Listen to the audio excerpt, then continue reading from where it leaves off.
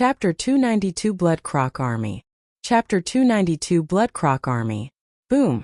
As the rumbling continued, the sound only grew louder. Not even the chaos of battle could drown it. Luo clan and Drifting Flowers edifices stopped their charge. So too did Yen Bongi and Yu Yushan cease attacking their flanks. Ally and enemy alike watched dumbstruck at the source of the noise. What dreaded creature could make such a riveting entrance? Roar!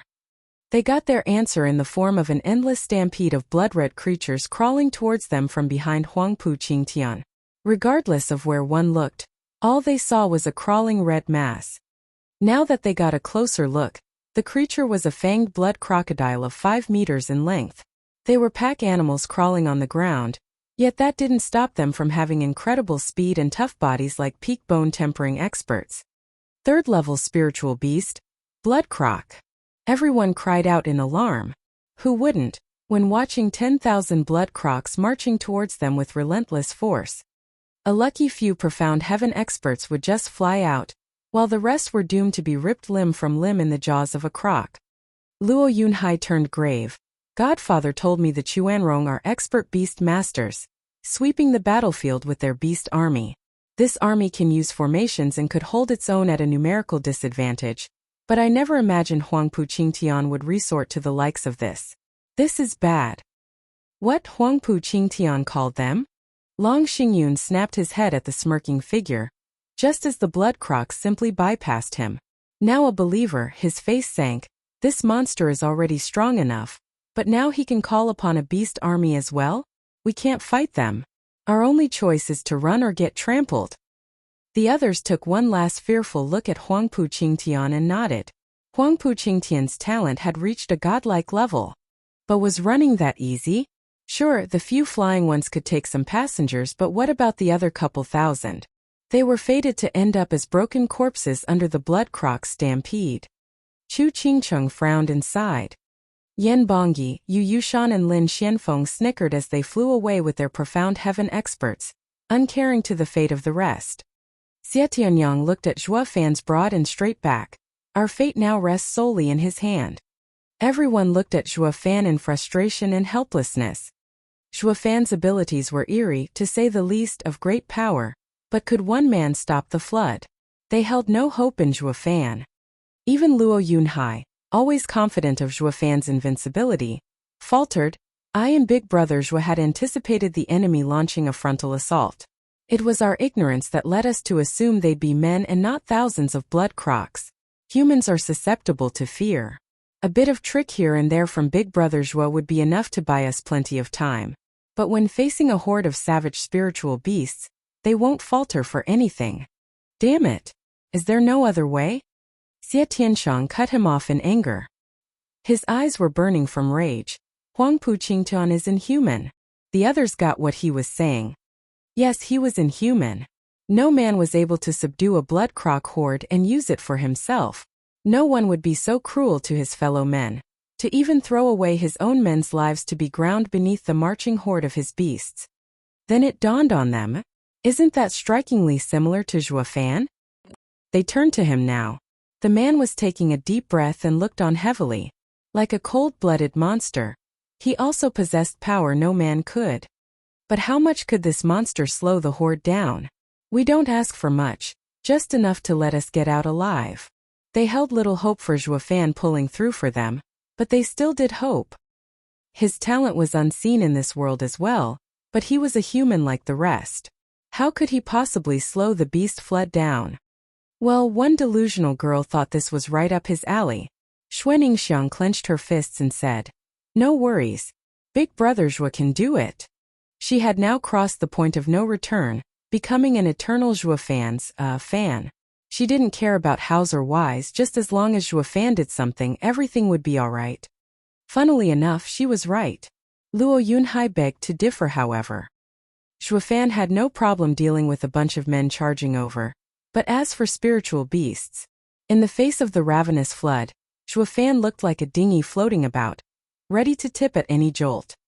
However, this dinghy was quite calm, and smiling. Young Master Huangpu, who knew you can tame beasts. Haha, you're too kind. It is but a mere parlor trick. Huangpu Qingtian acted casual but couldn't hide the conceit in his eyes from Zhuofan. As Zhuofan took pride in his blinking art, Huangpu Qingtian was confident of his beast-taming skill. It was akin to providence, as if heaven went out of its way to lay everything at this king's feet so that no man or beast could defy his righteous conquest. Zhuofan could tell what he was thinking and grinned. "Young Master Huangpu, you sure are confident in your ability." "Not confidence but a given." Huangpu Qingtian smiled with his head held high. The emperor declared, "In this world, be it armies, the ground beneath their feet, the officials and even these savage beasts, all are fated to bow before their true king." "Show off." Zhuofan's inner outcry summed it up nicely, while his reply was a snort and shake of the head. "What do you say to a wager then?" "On what?" That got Huangpu Qingtian's attention. The kid has time to bet when his life is at stake? What's he up to? Bang! Zhuofan drew a heavy line with his foot, sneering at Huangpu Qingtian. "I wager your beast army won't cross it. Even if just one of them does, I lose." Pretentious. Huangpu Qingtian only had anger for his haughty boast. He knew what Zhuofan was capable of, but never once believed the punk had the power to quell the beast tide of tens of thousands. Huangpu Qingtian only managed to do it with that little secret deep within him. As for power alone? Impossible. Zhuofan's crass words undermined his authority. Was the ability of a regent that easily dispelled? Zhuofan only mocked him. "Well then, O young Master Huangpu, do you accept? The stakes are the brimming sacred pills we each hold. The winner gets the other's pill." Huangpu Qingtian mulled over the trickery Zhuofan planned to include in this wager, but still held supreme confidence that nothing the punk did could change anything. As such, for honor and hubris, he nodded. "Show me then your futile attempts to stop tens of thousands of spiritual beasts." "My pleasure." With a crafty grin, Zhuofan turned to the charging blood croc tide. Filled with barbaric and unrelenting savagery, these blood crocs had only one answer to this suicidal kid: gaping maws filled with teeth and sharp claws. Chu Qingcheng, Xuaningxiang and the rest watched on unnerved. Huangpu Qingtian had a cold smile, calm and uncaring to the lonely man facing a flood. Zhuofan's eyes then flashed in a strange light. The blood crocs were about to tear into him, with one of them even having his head in its maw. It only needed to chomp and that would be the end of Zhuofan. But the blood croc's eyes shrank in fear. Under the astonished looks of the bystanders, the beast army began to shiver. Roar! A mewling cry from somewhere among them signaled the rest of the blood crocs to turn tail and scamper from whence they came. The wild eyes and stumbling gait only hinted at the horrors these beasts had seen. They were even faster in retreat. This spectacle left everyone slack-jawed. Chu Qingcheng was dumbstruck, Xie Tianyang was shell-shocked, Yu Yushan was speechless, Lin Xianfeng jumped out of his skin and naturally Huangpu Qingtian was floored. He still had a clear picture in mind, of Zhuofan being torn apart, only to be replaced with an image of a cowering beast army. What made it worse was the unknown element of how he'd done it. Huangpu Qingtian stood there like a statue, his eyes lost, mindless of even the fleeing spiritual beasts zipping by. Chapter 293 First Contact. Chapter 293 First Contact. What just happened? Yu Yushan was floating about in the air, looking dazed at the scampering blood tide. When he finally managed to return to his senses, he said to his two allies, "Wasn't that eldest young master's trump card?" The two were still out of it by the looks of it. Huangpu Qingtian had laid it on pretty thick with his boasting, that once blood crocs came into play, the Tri-House Alliance would be left in mangled pieces. They were so excited to see Zhuofan finally falling short in something, getting with the program of suffering like everyone else. The boasting got them hyped as well, eager to see Zhuofan in tears. That wasn't meant to be, however, not when the sure kill method was running away at top speed. The three sank into depression, followed closely by the sharp decline in Huangpu Qingtian's grandeur. Even heaven-shaking Dragon Lord got the same treatment as them. He boasted and flounced, sure, but do that in front of soaring demonic dragon and you'd get bitch-slapped. He had met his bane. Luo Yunhai's side was on the verge of breaking down at the sight of the savage beast tide. They felt the end coming, their future robbed. But looking at it now, they knew the earlier panic was quite pointless. There was no need to fear, as long as Zhuo Fan was here.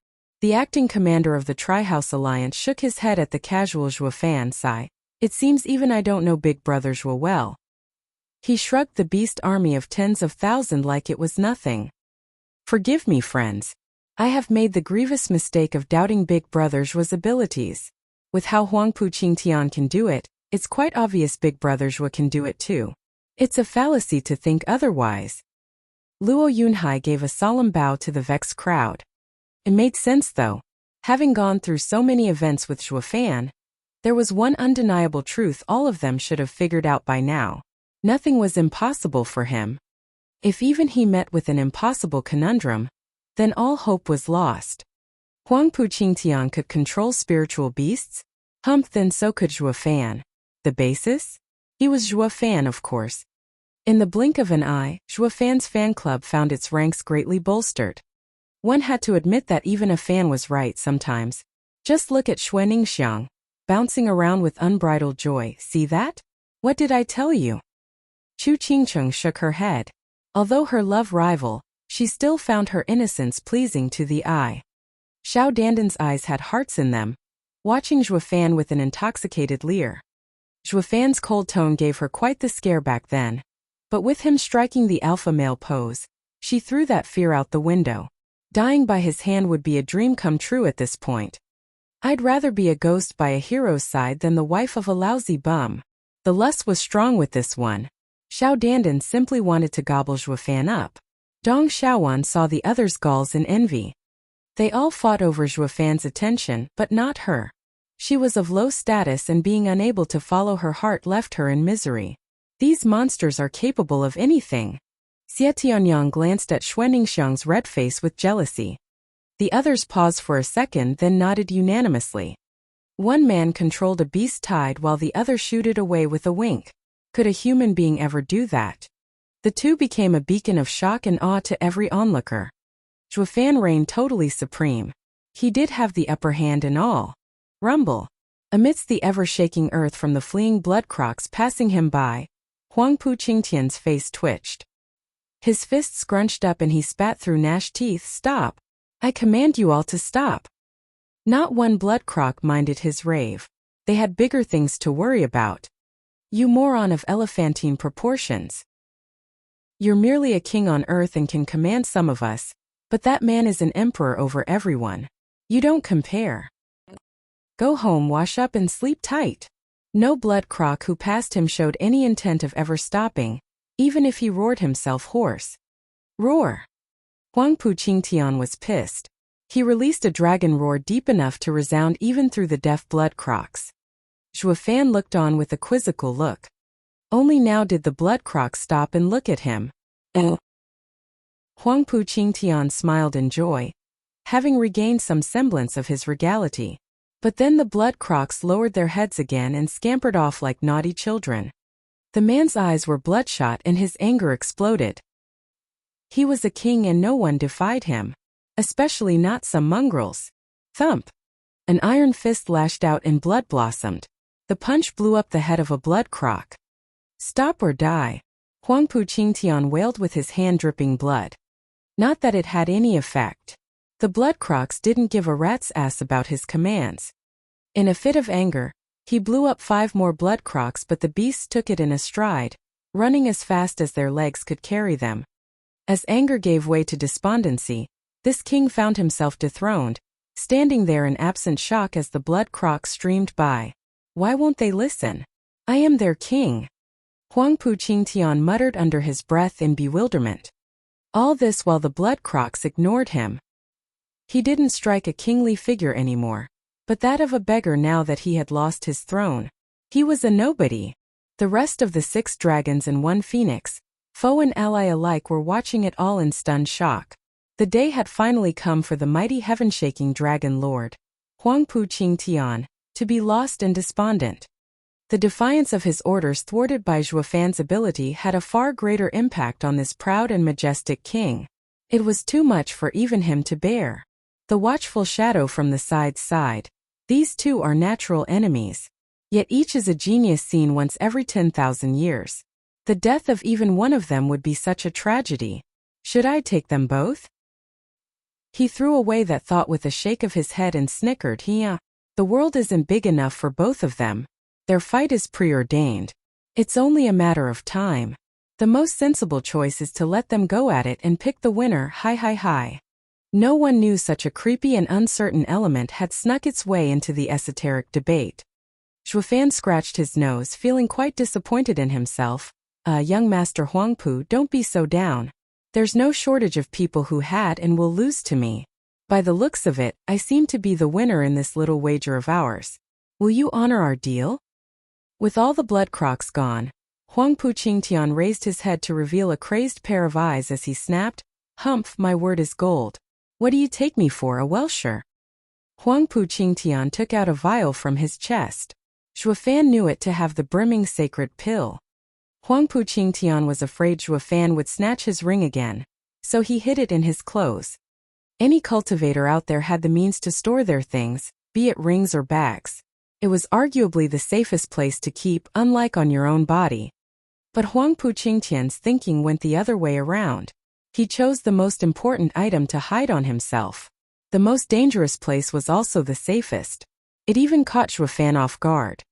Zhuofan would never have found it, even if he snatched all the storage rings. Zhuofan laughed. Haha, young Master Huangpu is so crafty. I never saw it coming. I was still of a mind you gave it to that cripple for safekeeping. Humph, you take me for a fool to leave it on him after the first pill? Huangpu Qingtian flicked and the vial flew at Zhuofan. Humph, take it. Whoosh. The vial shot through the air, leaving eerie sounds as it passed. Even space shimmered. Zhuofan felt a sudden immense pressure slam into his shoulders just as it neared. It even made the likes of him stagger. Startled, Zhuofan threw his hand forward to block it. Thump. The impact had him slide 5 meters and even found his arm that caught the vial numb. He was shocked to find what a mere flick could do. No wonder Chu Qingcheng and the other two lost against Huangpu Qingtian even though they joined hands. Oh. This guy is a monster body cultivator. Besides Gu Santong, he would definitely be the most outstanding talent of the younger generation. Zhuofan knew that even his diamond body was a far cry from Huangpu Qingtian's physique. Elderly was right. This guy is a true monster, stronger than me. After this first true contact with Huangpu Qingtian, Zhuofan now realized the full extent of the power the head of 6 dragons and 1 phoenix wielded. Chapter 294 Release the Beasts. Chapter 294 Release the Beasts. Whoosh! A black figure blocked Zhuofan. He was still staggered from the previous blow when another strike came out of the blue. Squinting, Zhuofan blocked the strike with his hand. Boom! The immense power of the strike cracked earth under him, caving it for 100 meters around. But it hardly mattered compared to the pain coming from his arm. It was on the verge of being broken. Astonished, Zhuofan found himself face to face with a sinister-looking Huangpu Qingtian, his eyes beaming with murderous intent. Zhuofan, I can't let you live. Cackling, Huangpu Qingtian spun a kick into Zhuofan's waist, aiming to split him in two. You're the first to ever rile my desire to kill. His brow shuddering, Zhuofan faced the sky-splitting leg. Since he couldn't block, he had his right eye flash golden. Instant movement. Whoosh! Huangpu Qingtian had cut Zhuofan in half, only to find it was his afterimage, while the man himself got some much-needed distance between them, gasping for breath. He didn't anticipate Huangpu Qingtian would ever resort to sucker punching him. What he did just now must have really pushed the guy's buttons and had now driven him mad with the sole purpose of slaughtering him. The onlookers from farther away were astonished. This was the third time Zhuofan and Huangpu Qingtian were at each other's throats. First in Dragon Cloud City, cut short by Dugujantian's meddling. Second was pill stealing, though no one was there to witness exactly how it went down. And as the saying went, third time's the charm. They truly let loose in this round, no holds barred. The result? Zhuofan's prospects at winning just hit rock bottom. He was on a total defensive. And if not for that mystical ability of his, he'd be a goner. Huangpu Qingtian's overwhelming dominance crushed Zhuofan. Not even Zhuofan could face this monster. Gnashing his teeth, Xie Tianshang was tense. Yu Yushan, however, was cackling mad. Both sides' leaders had monstrous talent, but when it came to measuring fists, Huangpu Qingtian won by a landslide. Zhuo Fan had no way to fight back. The uninvited guest in the shadows nodded. Huangpu Qingtian has the advantage in body, but Zhuo Fan is far more flexible and crafty. He is better by far. And this is when he isn't even in the profound heaven stage. If the two were of equal cultivation, this fight would have ended a long time ago. Huangpu Qingtian drew the same conclusion, which only fueled his desire to kill to new heights. Zhuo Fan presented himself as a real and tangible threat to him. He never got the same feeling from the other 6 dragons and 1 phoenix, and only looked at them with disdain even when forced to deal with their cooperation. On the other hand, Zhuo Fan was a great threat to him. Even more so now that he saw Zhuo Fan cower the blood croc horde and trampled all over his royal face. It was a wake-up call. That Zhuo Fan was the same as him, qualified to be king. With a cold glint in his eye, Huangpu Qingtian barked, "Zhuo Fan, is your art only good at running away?" "Yep." Zhuo Fan was blunt as a birch stump, not forgetting his evil grin as he counted on his fingers: running, assassination, scouting, spying, and let's not forget my favorite, ring stealing. It has quite wonderful applications, don't you think? That only pissed Huangpu Qingtian off. He was looking to mock the man into attacking. But Zhuo Fan was way too calm, ignoring the cheap taunt and making a kingly comeback. His desire to murder Zhuo Fan on the spot spiked again. The shadow nodded. He knew how to appreciate talents. Detached from everything and looking at things with cool and critical eyes were the makings of a great Aravista. At the same time, Huangpu Qingtian's image fell a notch in his eyes. The shadow slowly began to be partial towards Zhuo Fan, finding him to be the better seed. Taking a deep breath, Huangpu Qingtian found himself in distress. Zhuo Fan was unlike Chu Qingcheng and the like. He could come and go as he pleased, with no one to stop him. He was the biggest headache there ever was when made an enemy. That magical art gave him an insurmountable advantage. So Huangpu Qingtian pointed at his allies and barked, "What are you gawking at? Kill them already." The trio woke up with a start. Why had they stopped? "We gotta box them in." Thus they gave the signal. Luo Yunhai's echelon formation was still shaken from the blood croc horde, and their momentum slacked. They were losing. With the enemy surrounding them, the couple thousand army had sunk into despair against the 10,000 enemies. Few were of Chu Qingcheng's level to escape, while the rest would find their lives driven into the mud. Panicking, Luo Yunhai commanded, 3-round formation. In an instant the 3 divisions became rotating barrels, blocking the enemy's onslaught. Yu Yushan wasn't worried though. This formation was a defensive one. They would just have to whittle them down with numbers. Grinning, the 3 looked on coldly. Zhuo Fan frowned a bit. As long as his friends were stuck here, he was going nowhere and would sooner or later end up just as dead. Yu Yushan leading the 10,000 army not only entrapped Chu Qingcheng's group, but also bogged down Zhuo Fan 2 birds with 1 stone. "Ha ha ha, Zhuo Fan, see how I trample them." Huangpu Qingtian snickered. He was forcing Zhuo Fan to face him. Squinting, Zhuo Fan sported a cold smile. "You'd lower yourself to such an extent? Moreover, you'd have done it already if you wanted to." "Ha ha, indeed. I despise them, but now that you're here, things have changed. I'll take great delight in tearing them apart before your very eyes." Zhuo Fan tensed and secretly sighed. Just like he thought, Huangpu Qingtian left them alive, just so he could restrain him. But the cold smile never changed. "Young Master Huangpu, do you really think I'd let them drag me down?" "Oh, but isn't your young master with them as well?" Huangpu Qingtian's eyes glinted, having seen through him. He charged for the armies. It was also then when a wind whistled straight for him. This was what he was waiting for. He blocked the kick with his hand, releasing a metallic sound. Looking closer, he found Zhuo Fan eyeing him coldly. He finally decided to attack. Huangpu Qingtian gave a crafty smile from having found Zhuo Fan's Achilles heel. He threw a devastating punch. The blow had the power of a mountain behind it. Zhuo Fan vanished, letting the punch pass him. The earth caved in tens of meters over a kilometer as a result of the massive impact. It kicked up a cloud of dust and shocked even the clashing armies from the immense power display. What power could do this? Zhuo Fan was sweating now.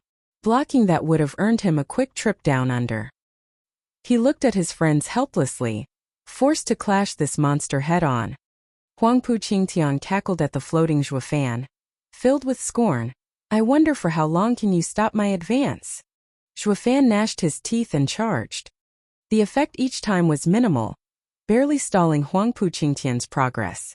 His teleport saved him from the worst, but there was no way to escape unscathed. Huangpu Qingtian was inevitable. He royally took one step at a time towards his target as he unleashed his power. The sight of Zhuo Fan being played around like a mouse left the others in despair. Not even their last hope could stop the mighty heaven-shaking Dragon Lord. But only Chu Qingcheng saw through it and said nervously, "It's for us. Huangpu Qingtian is forcing Zhuo Fan's hand. We have to get out of here." It dawned on them what a disgrace they were. They became Zhuo Fan's shackles. But how are we supposed to break out when we're outnumbered? What do we do? Luo Yunhai sighed. For even Luo Yunhai to come out empty, it showed how truly desperate a situation they were all in. Chu Qingcheng turned to her two allies. Have you brought your spiritual beasts? Their eyes lit up, reminded how their houses provided them with some high-level spiritual beasts. They were pressed at every turn all this time that they'd completely forgotten. The two nodded. Chu Qingcheng smiled and spoke heavily. Use our trump cards. Release the beasts and clear a path. Chapter 295 Chower's Appearance. Chapter 295 Chower's Appearance. Shriek. A bird cry pierced the sky, heralding the appearance of a snow-white beast and plunging the area into a freezer. To the shock of everyone, they found a 5-meter large white eagle looming overhead. It kicked up a snowstorm with each flap of its wings. Biting cold winds pierced the enemies in their charge, slowing them and freezing the hapless. 5th-level spiritual beast. Nether Wind Falcon. Chu Qingcheng shouted. Xie Tianshang and Long Xingyun weren't slow either. Roar! The reverberating roar drew one's attention to a 10-meter golden leopard. Its piercing eyes unnerved the staunchest of hearts, ready to pounce on them and maul their flesh. 5th-level spiritual beast. Golden Cloud Leopard. Xie Tianshang shouted. And mine, 5th-level spiritual beast. Heaven-seething lava serpent. Long Xingyun pointed at a 50-meter-long python covered in rocks, its eyes shooting flames. The descent of 3 5th-level mighty beasts struck fear in the hearts of the enemy. Each one was equal to a Radiant Stage expert. With 3 of them unleashed, the Tri-House Alliance's power was greatly boosted. Roar! Shriek! SSS! The only sensible reaction in the face of such a display was to shirk back. The 3 spiritual beasts started raining havoc within the enemy lines, darting to and fro unhinged. Not even profound heaven experts faced them. As the cries of agony reached the sky, Chu Qingcheng's team made a breach, even if that gap was now littered with corpses. Yunhai, use the path to get us out. Chu Qingcheng pointed at the clearing. Luo Yunhai was about to do just that, but 3 cold laughs revealed Yu Yushan and his 2 allies looking down on them still. Yu Yushan only mocked them. Chu Qingcheng, aren't we all from the 7 houses? You think you're the only ones with pets? Don't take us lightly. Our reserves aren't the least bit weaker than yours. Yu Yushan snapped his fingers and revealed a blazing falcon 30 meters long. 5th-level spiritual beast. Scorching eagle. Mine as well. 5th-level spiritual beast. 100 eyes pestilence spider. Yen Bongyi revealed a 50-meter-long, black as night tarantula. It spewed a thick miasma that cut off the path ahead. Chu Qingcheng's group found themselves back at a standstill. Lin Xianfeng snickered at their grave faces. It's time for you to feast your eyes on my 5th-level spiritual beast, 9-clawed wind stoat. A sharp wind brushed by and revealed a short 1-meter-long skunk bearing its claws at them. The 6 spiritual beasts started fighting, with no clear winner in sight. The shockwaves blew away any poor soul too slow to react. These were the ripples from 6 Radiant Stage experts' attacks. Even a profound heaven expert would be sent to his death. The morale began to sink as fear set in. But the most feared were still the 7 houses. Only the likes of them could dish out 5th-level spiritual beasts that could fight a radiant stage expert to a standstill. The reveal of the 6 spiritual beasts only furthered the tug of war. Yu Yushan's side stayed back in fear of not being dragged into their battle, but Chu Qingqing's group now had no way of breaking out either. It now became clear that they were doomed to wait for Huangpu Qingtian to come reap their lives. Chu Qingqing turned to the others. This stalemate is the worst outcome for us. Does anyone have a 5th-level spiritual beast that can help? All she got was eye rolls. What do you take us for? You think we're that well off to raise a 5th-level spiritual beast? Chu Qingqing sighed in sorrow while Yu Yushan's side was having a field day at their expense. The longer this dragged on, the greater the danger. Huangpu Qingtian glanced over satisfied, before turning to Zhuo Fan. I didn't think they would use their trump card so soon. A shame it changed nothing. Zhuo Fan frowned and his hand trembled. Ha ha ha, worried? Then I will help you feel at ease by not making you waste time on a bunch of soon-to-be corpses. Grinning, Huangpu Qingtian shouted, Flaming Lion King. End them. Roar. The imposing power pierced the hearts of everyone as a flaming winged lion pounced on Chu Qingqing's army. 6th-level spiritual beast. Flaming Lion King. They all gasped in fear.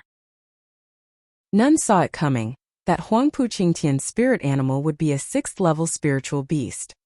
It was going to throw the stalemate in the enemy's favor. The Tri-House Alliance's spiritual beasts shuddered from the lion's roar. Their power cut down, they were pushed back by the other 3 spiritual beasts. We're finished. Chu Qingqing's army was filled with despair and frustration, as the savage lion unleashed waves of flame in its path.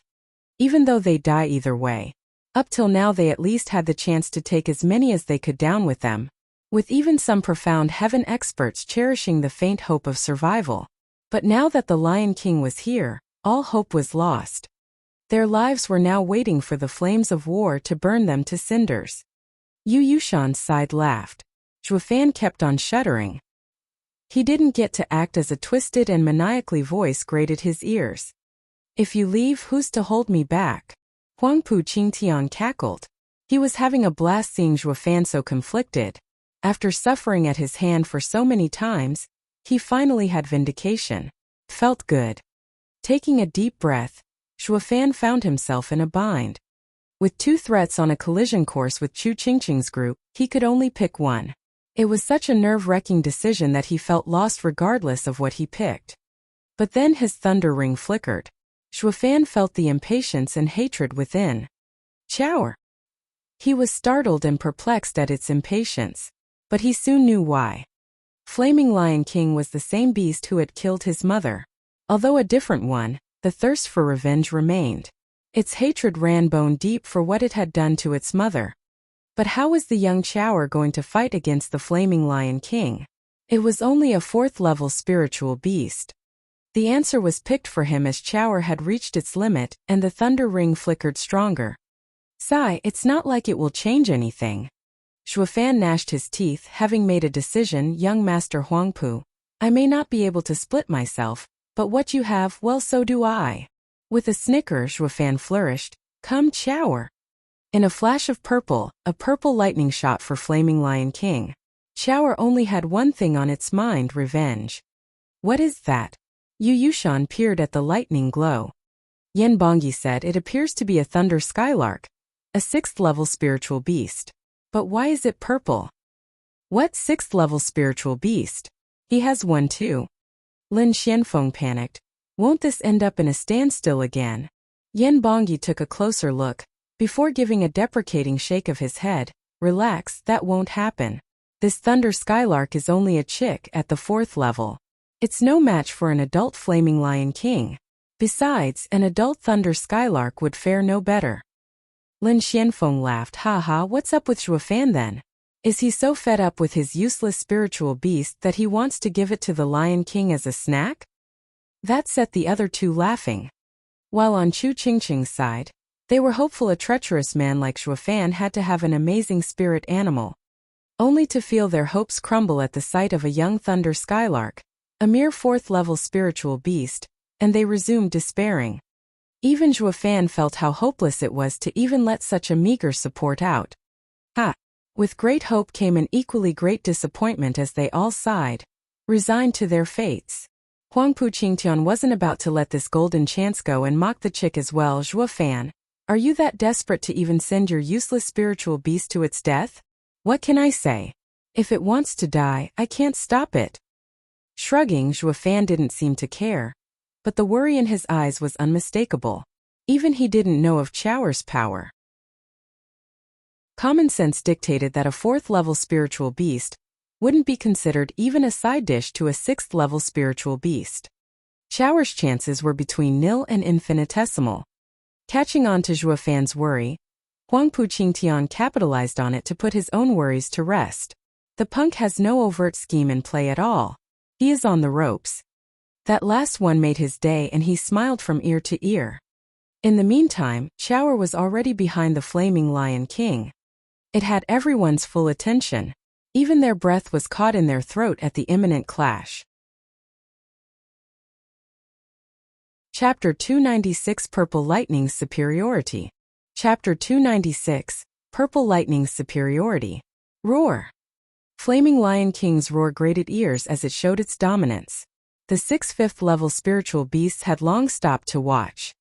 Yu Yushan's group spiritual beasts bent a knee and bowed their heads before the mighty Lion King. While on Chu Qingqing's side, their spiritual beasts knew when they were overpowered and shuddered as they inched backward again and again.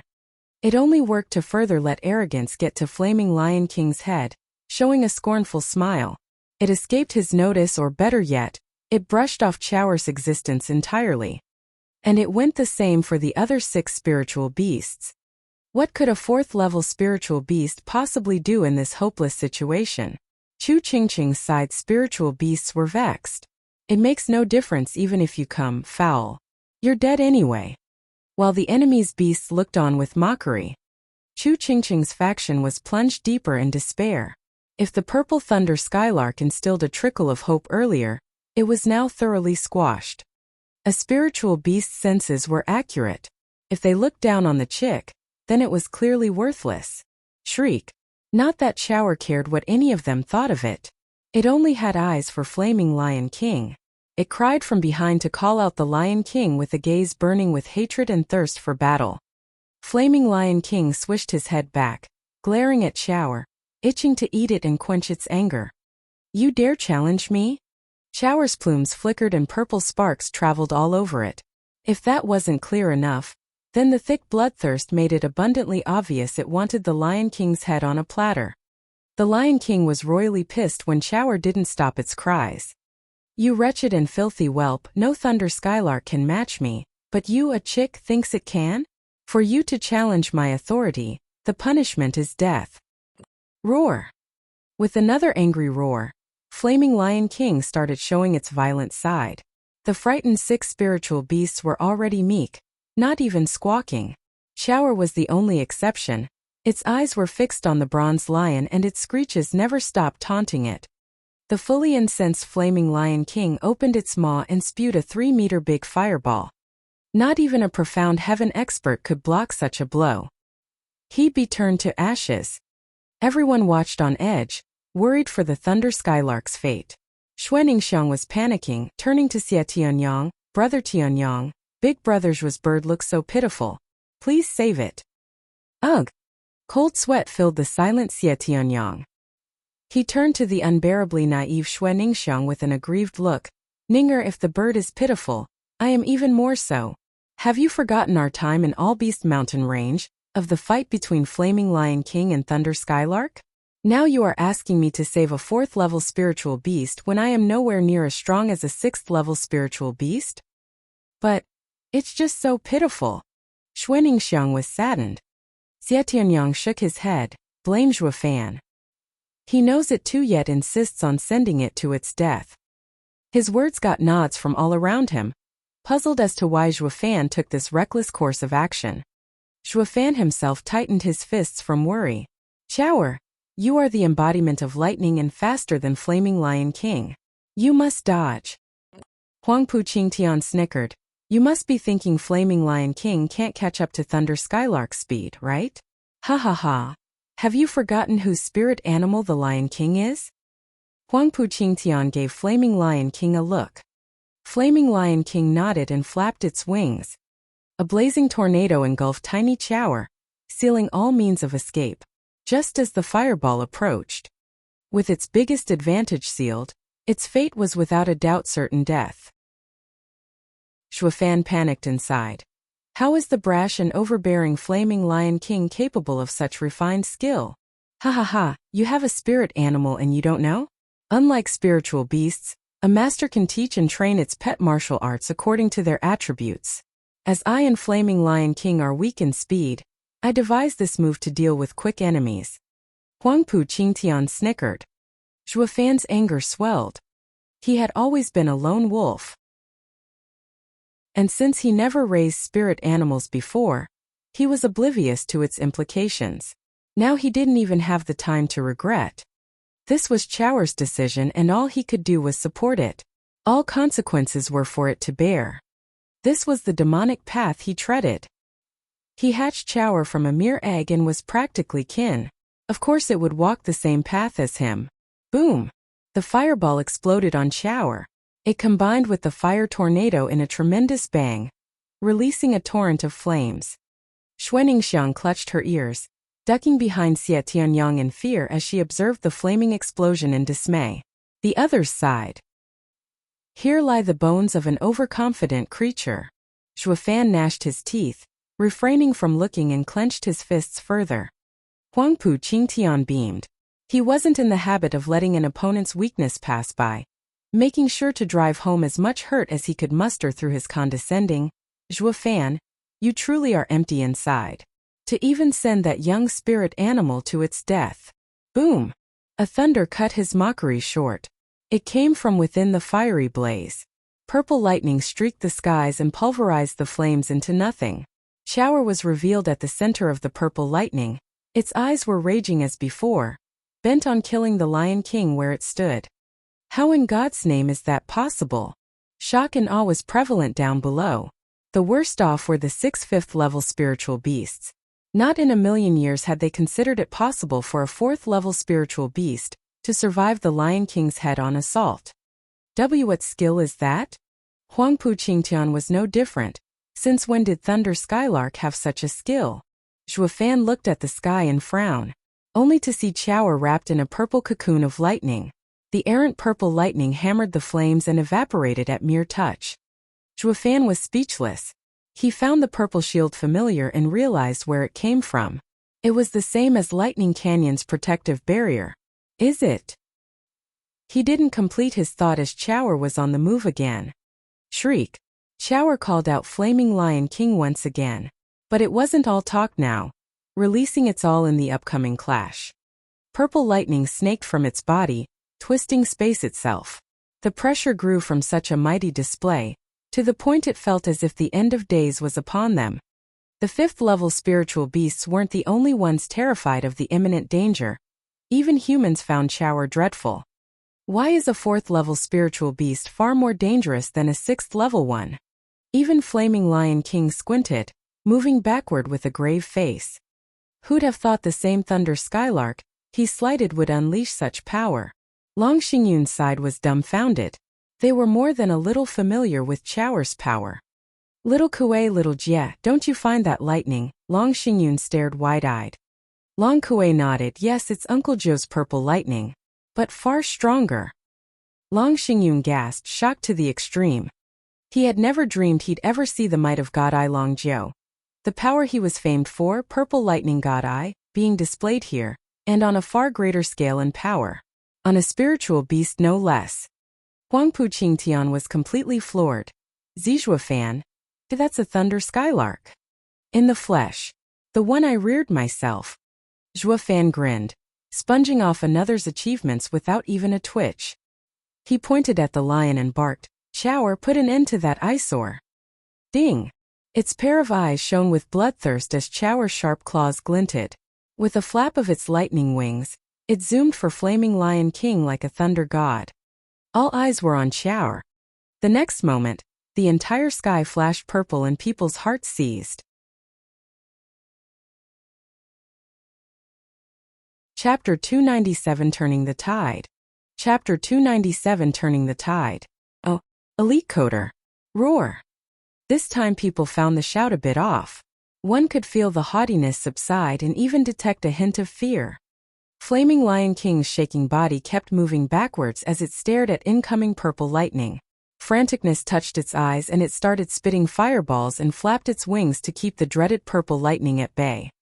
Fireballs dozens of meters big flew out accompanied by blazing tornadoes. Anything to stop Chowr. This power was enough to sunder earth and burn the sky.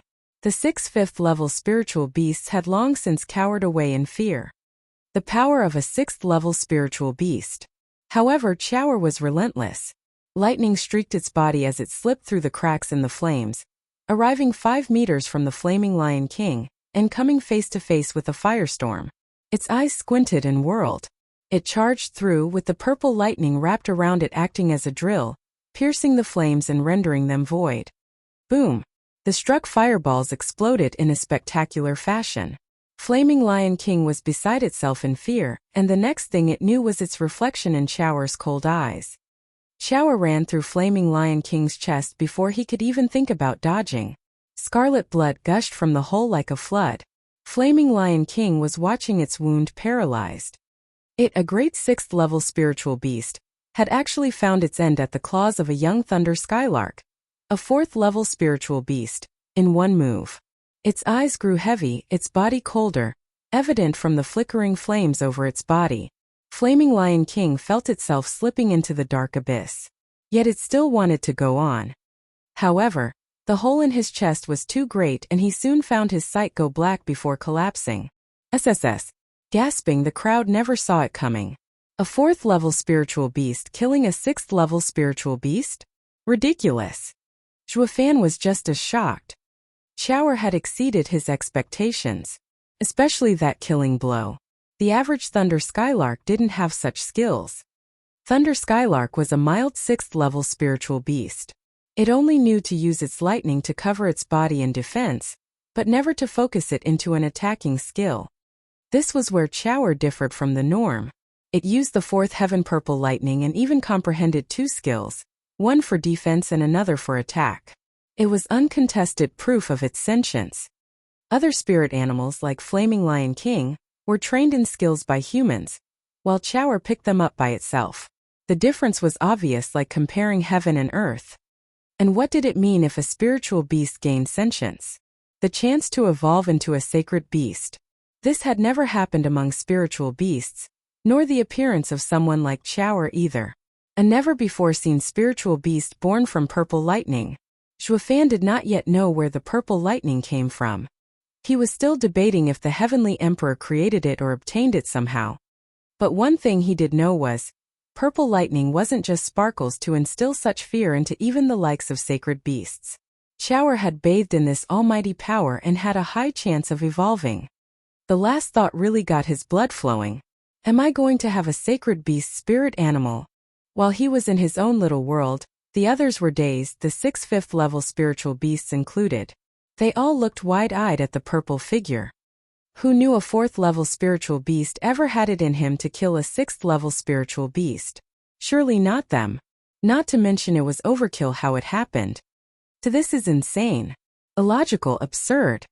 It went beyond human and beast comprehension alike. Neither side was capable of staring truth in the face. Huangpu Qingtian was the prime example. Seeing his strongest spirit animal killed like nothing, it had messed up the mind of this poor king. What the hell is that thing? Everyone was so out of it and looking at the slight figure in the air until, shriek, Chowr flapped its wings celebrating its conquest. The cry pierced through the people's haze, but the fear still lingered. The little guy is Zhuofan's equivalent in the spiritual beast world. A monster. Sigh like master like pet. The people lamented, watching the purple figure in envy. Zhuofan's eyes shined. Chowr. Clear a path for them to break free. The crowd was in complete shock. While only Yu Yushan's side was panicking. That thing is stronger than a 6th level spiritual beast. Clearing a path meant going through them. Chu Qingqing's side was jubilant and Zhuofan's image grew in their hearts. That's our Zhuofan. He always pulls through for us. Shriek. Shower complied with his order and dived. He began by peppering the 3 5th-level spiritual beasts with purple lightning. Boom! The lightning smashed down like hail, forcing the spiritual beasts to scatter to and fro in fear. Where did this freak come from? And why is this abnormality set on us? Yu Yushan's side was nervous. It wouldn't be long before their beasts would be bombarded to pieces. All the crying in the world wouldn't bring them back then. Robbed of any choice in fear and anxiety, Yu Yushan's side recalled their spiritual beasts. As long as Chower was looming overhead, no one dared take their spirit animal out ever again. Having lost its targets, Chower flew around unhinged, releasing purple lighting like a veritable thunderstorm and killing all in its path. Cries of horror pierced the sky and the ears of Yu Yushan and his 2 allies as they scattered for cover in their lives. Who the hell had the time to keep Chu Qingqing in a deadlock? Luo Yunhai soon found their path cleared and just strutted out like the enemy wasn't even there. Quite understandable when the same enemy was now screaming and running for their lives. The eyes on Chower were that of awe, shock and fear. Looking at it dominating the battlefield with its power and valor left them sighing. If Zhuofan's spirit animal could turn the tide so easily, why didn't he take it out from the start? How were they supposed to know Zhuofan had no clue of Chower's true might? You'd think he'd keep it stashed away instead of showing off otherwise. Xie Tianyang looked lost, his face stiff. Ninger, do you still find the bird pitiful? With a veritable symphony of screams and wails gracing her ears, Xue Ningxiang went beet red as she said, no, but the men facing it sure are. Everything that Zhuofan throws out is insane. Not even his pet is normal. Xie Tianyang sighed. Just how did he do it? How the hell did he raise such a monstrous spiritual beast? Enough chatter. We need to get out of here first. Chu Qingqing snapped, then gave a nod to Luo Yunhai who signaled, charge. With Chower providing cover fire, they breezed through the enemy lines. No one wanted to stop them either, not unless they wanted to be left smoking and sizzling after a bath of purple lightning. Huangpu Qingtian stared wide-eyed at the escaping prey and raved, a bunch of useless mongrels dare foil my plans? You have another thing coming. Ha ha ha, what if you include me? Whoosh! Zhuofan popped up before him and kicked his face. Huangpu Qingtian mocked, Humph, you think you can stop me? The only reason you've lived so far is because I was toying with you. You truly believe me to be this weak? Huangpu Qingtian's punch this time left the impression of a rock 50 meters tall crashing down on Zhuofan. Bam! Yet when the 2 attacks clashed, Zhuofan's leg flickered purple. A boom resounded as Huangpu Qingtian felt an incredible force stagger him. Followed closely by Zhuofan's evil grin, ha ha ha, who wasn't? Boom! Huangpu Qingtian was forced back 5 steps. Zhuofan didn't let him recover and punched this time, his hand wrapped in purple lightning. Young Master Huangpu, we're the same, you and I. None of us will use our aces until the last moment. Squinting, Zhuofan's smirk widened and he hammered Huangpu Qingtian's chest. Huangpu Qingtian rushed his hand to defend. Boom! Another powerful blast revealed purple lightning streaking across the ground, now disintegrated in 1,000 meters range. His punch was not one bit less than Huangpu Qingtian's earlier strike.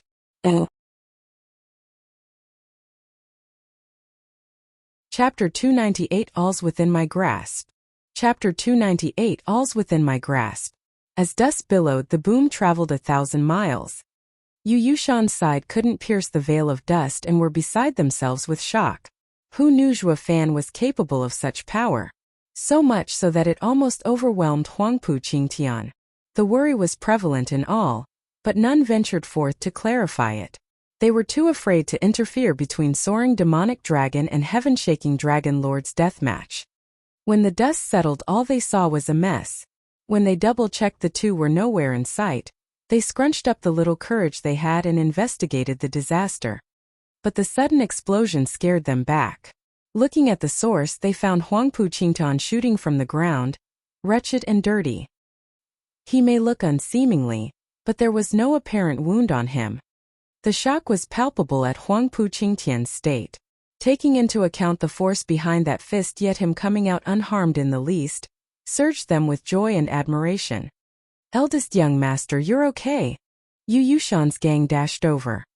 Taking a deep breath, Huangpu Qingtian's eyes glinted coldly, but he wasn't looking at them. Where's Zhuo Fan? The three were confused until Yu Yushan came forth with a bow. Eldest young master. Zhuo Fan's punch unleashed a cloud of smoke. Once the dust finally settled, we only saw the eldest young master appear. We saw no trace of him. I suspect he has already fled. Brow shuddering, Huangpu Qingtian spread his discerning field for a more precise investigation. Certain that Zhuo Fan was gone, he said. And Chu Qingqing's group. Blushing, the three hanged their heads. Forgive us, eldest young master. Let them escape. Huangpu Qingtian's eyes flashed icily. Reeling, the three broke out in sweat. They wished for Huangpu Qingtian's cursing so badly right now. At least it would vent some of his anger. Anything was better than this eerie silence. The fear of not knowing his thinking was only mounting. One day Huangpu Qingtian may very well be so angry as to strike them down. The three shuddered in horror, trying to scour for a gesture. Anything that betrayed his state of mind. Huangpu Qingtian kept silent for a long time before finally smiling. Let them run. It won't change anything. The three were stunned, having never seen Huangpu Qingtian like this, and didn't know how to react. Wait, is this the same cold-blooded eldest young master? Not only did his scheme come apart at the seams, but he also lost a brimming sacred pill and a 6th-level spirit animal. No to mention he invested so much effort in this plan too, but even after gaining nothing from it, he isn't flying into a rage? Am I dreaming? Did he flip? Baffled by the sudden turn of events, they looked on at him in bewilderment, like he was a different man. Easily picking up on their thoughts, Huangpu Qingtian showed a vague smile. Don't forget our mission in this battle. How can we? It's the position as head of the 7 houses. Lin Xianfeng let it slip. Having nothing but scorn for the man, Huangpu Qingtian shook his head. Regent Estate has been the head for 1,000 years, and not because of this child's play, but by raw power. We don't need this insipid game to prove anything. Not now, not ever. Huangpu Qingtian instilled fear in each one of them with his declaration. That's the Regent Estate we know, unchanged for 1,000 years. Is it for brimming sacred pills then? Yu Yushan ventured. Grinning, Huangpu Qingtian shook his head again. Brimming sacred pill is a rare 8th grade pill that even the Regent Estate covets. However, that is hardly our goal. Then please enlighten us, eldest young master. Yin Bongyi bowed. Huangpu Qingtian's eyes burst with coldness as he clenched his crackling fist. Zhuo Fan. What? The crowd was in complete shock. Sure, Zhuo Fan was like a disease, but the esoteric debate was held once a century to settle the power struggle between the clans. Yet he was saying that Regent Estate only joined because of one man. Aren't you overthinking things? His cold eyes swept the crowd, lingering longer on his 3 allies. Then Huangpu Qingtian clarified their doubts. Do you believe Zhuo Fan and esoteric debate to be 2 separate matters? Despite everyone avoiding his powerful and steady gaze, there were nods. Humph, ignorance. Huangpu Qingtian mocked. Fools. You have that wretched mentality that says he is only a talented cultivator, that you will sooner or later put him down with the power of your houses. What if I tell you that as long as he's around, Luo clan will stand abreast the 7 houses in 10 years, surpass us in 20, and in 30, it will be the strongest clan in Qianyu that not even all 7 houses together can oppose. Will you still think this esoteric debate to be nothing but a boring game? This can't be. This was too much to bear. Yu Yushan was even denying it as he second-guessed Huangpu Qingtian's words. Eldest young master, aren't you exaggerating? The legacy of the 7 houses is 1,000 years old. He won't reach our level in a century, not to mention decades. Humph, exaggerate? Ha ha ha, if it was me saying that, your reaction would be inexcusable, albeit understandable. However, the crowd was hanging on every one of his words. Huangpu Qingtian snickered. What if it came from Sir Lung? Would you doubt the words of a cunning man with ineffable plans like the unwanted contriver? What? Lung Wucheng said that? They just got the shock of their lives. For even Lung Wucheng to say that, it meant the prediction had to be true. They just couldn't wrap their head around how Zhuofan being a monster gifted with such godlike skills. Huangpu Qingtian smiled at their skepticism. Sir Lung said he is of incredible talent, equal to Zhuge Changfeng. He only needs to grasp power and he will soar beyond anyone's reach. That is why we need to clip his wings before he can fully spread them. Or the 7 houses will soon be no more. Shame Drifting Flowers edifices, Veiled Dragon Pavilion and Sword Marquis abode are too blind to see it. They are playing with fire standing behind him, and will find one day robbed of everything. But the Luo clan is under the imperial family's protection, and they have Dugujantian for support. We are without means to strike him down in any other circumstances. The only way to eradicate him is to do it within the bounds of the esoteric debate. Huangpu Qingtian turned his bloodthirsty eyes to them. That is why our main mission in the esoteric debate is to get Zhuofan's head. Everything else is secondary. The others turned grave, realizing Huangpu Qingtian had finally revealed Regent Estate's real objective for the esoteric debate. But this was nigh impossible to achieve. Harder than gathering the brimming sacred pills and facing spiritual beasts. After witnessing Zhuofan's mystical abilities, they came to realize that he was unrivaled beneath the radiant stage. Even the heaven-shaking Dragon Lord, the strongest of 6 dragons and 1 phoenix, had allegedly barely overpowered him. But when they thought about ignoring him, that was an absolute no. Or Huangpu Qingtian would have turned him into a bloody damn smear by now. Why waste so much time explaining it to us? Eldest young master, how are we to go about purging Zhuofan? Our best chance was when we had everyone cornered and Zhuofan was forced to stay.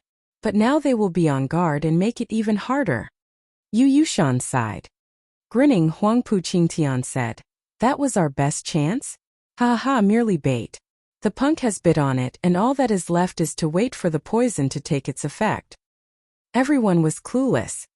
Ignoring them, Huangpu Qingtian turned towards where Chu Qingqing's group was last seen. Ha ha ha. They thought they'd escaped when in fact they fell right for it. Not even the cunning Zhuofan has hope of breaking out of Sir Lung's personally designed master plan. Relax, all's within my grasp. The others shuddered, clueless as to what got into him. And since Sir Lung intervened himself, then this should be a done deal. Sir Lung was hailed as the #1 schemer, with a 0 fail rate. Oh. The shadow tailing them was startled. I've heard of Tianyu's unwanted contriver, but never imagined he will lower himself to deal with a junior. Heaven-shaking Dragon Lord is talented and powerful. But now he even has Lung Wuchang behind him. Zhuofan, you are up against peak experts in both brawn and brains. If you fail, it's only fair I discard you. But if you win, you just became a hot commodity, hee hee.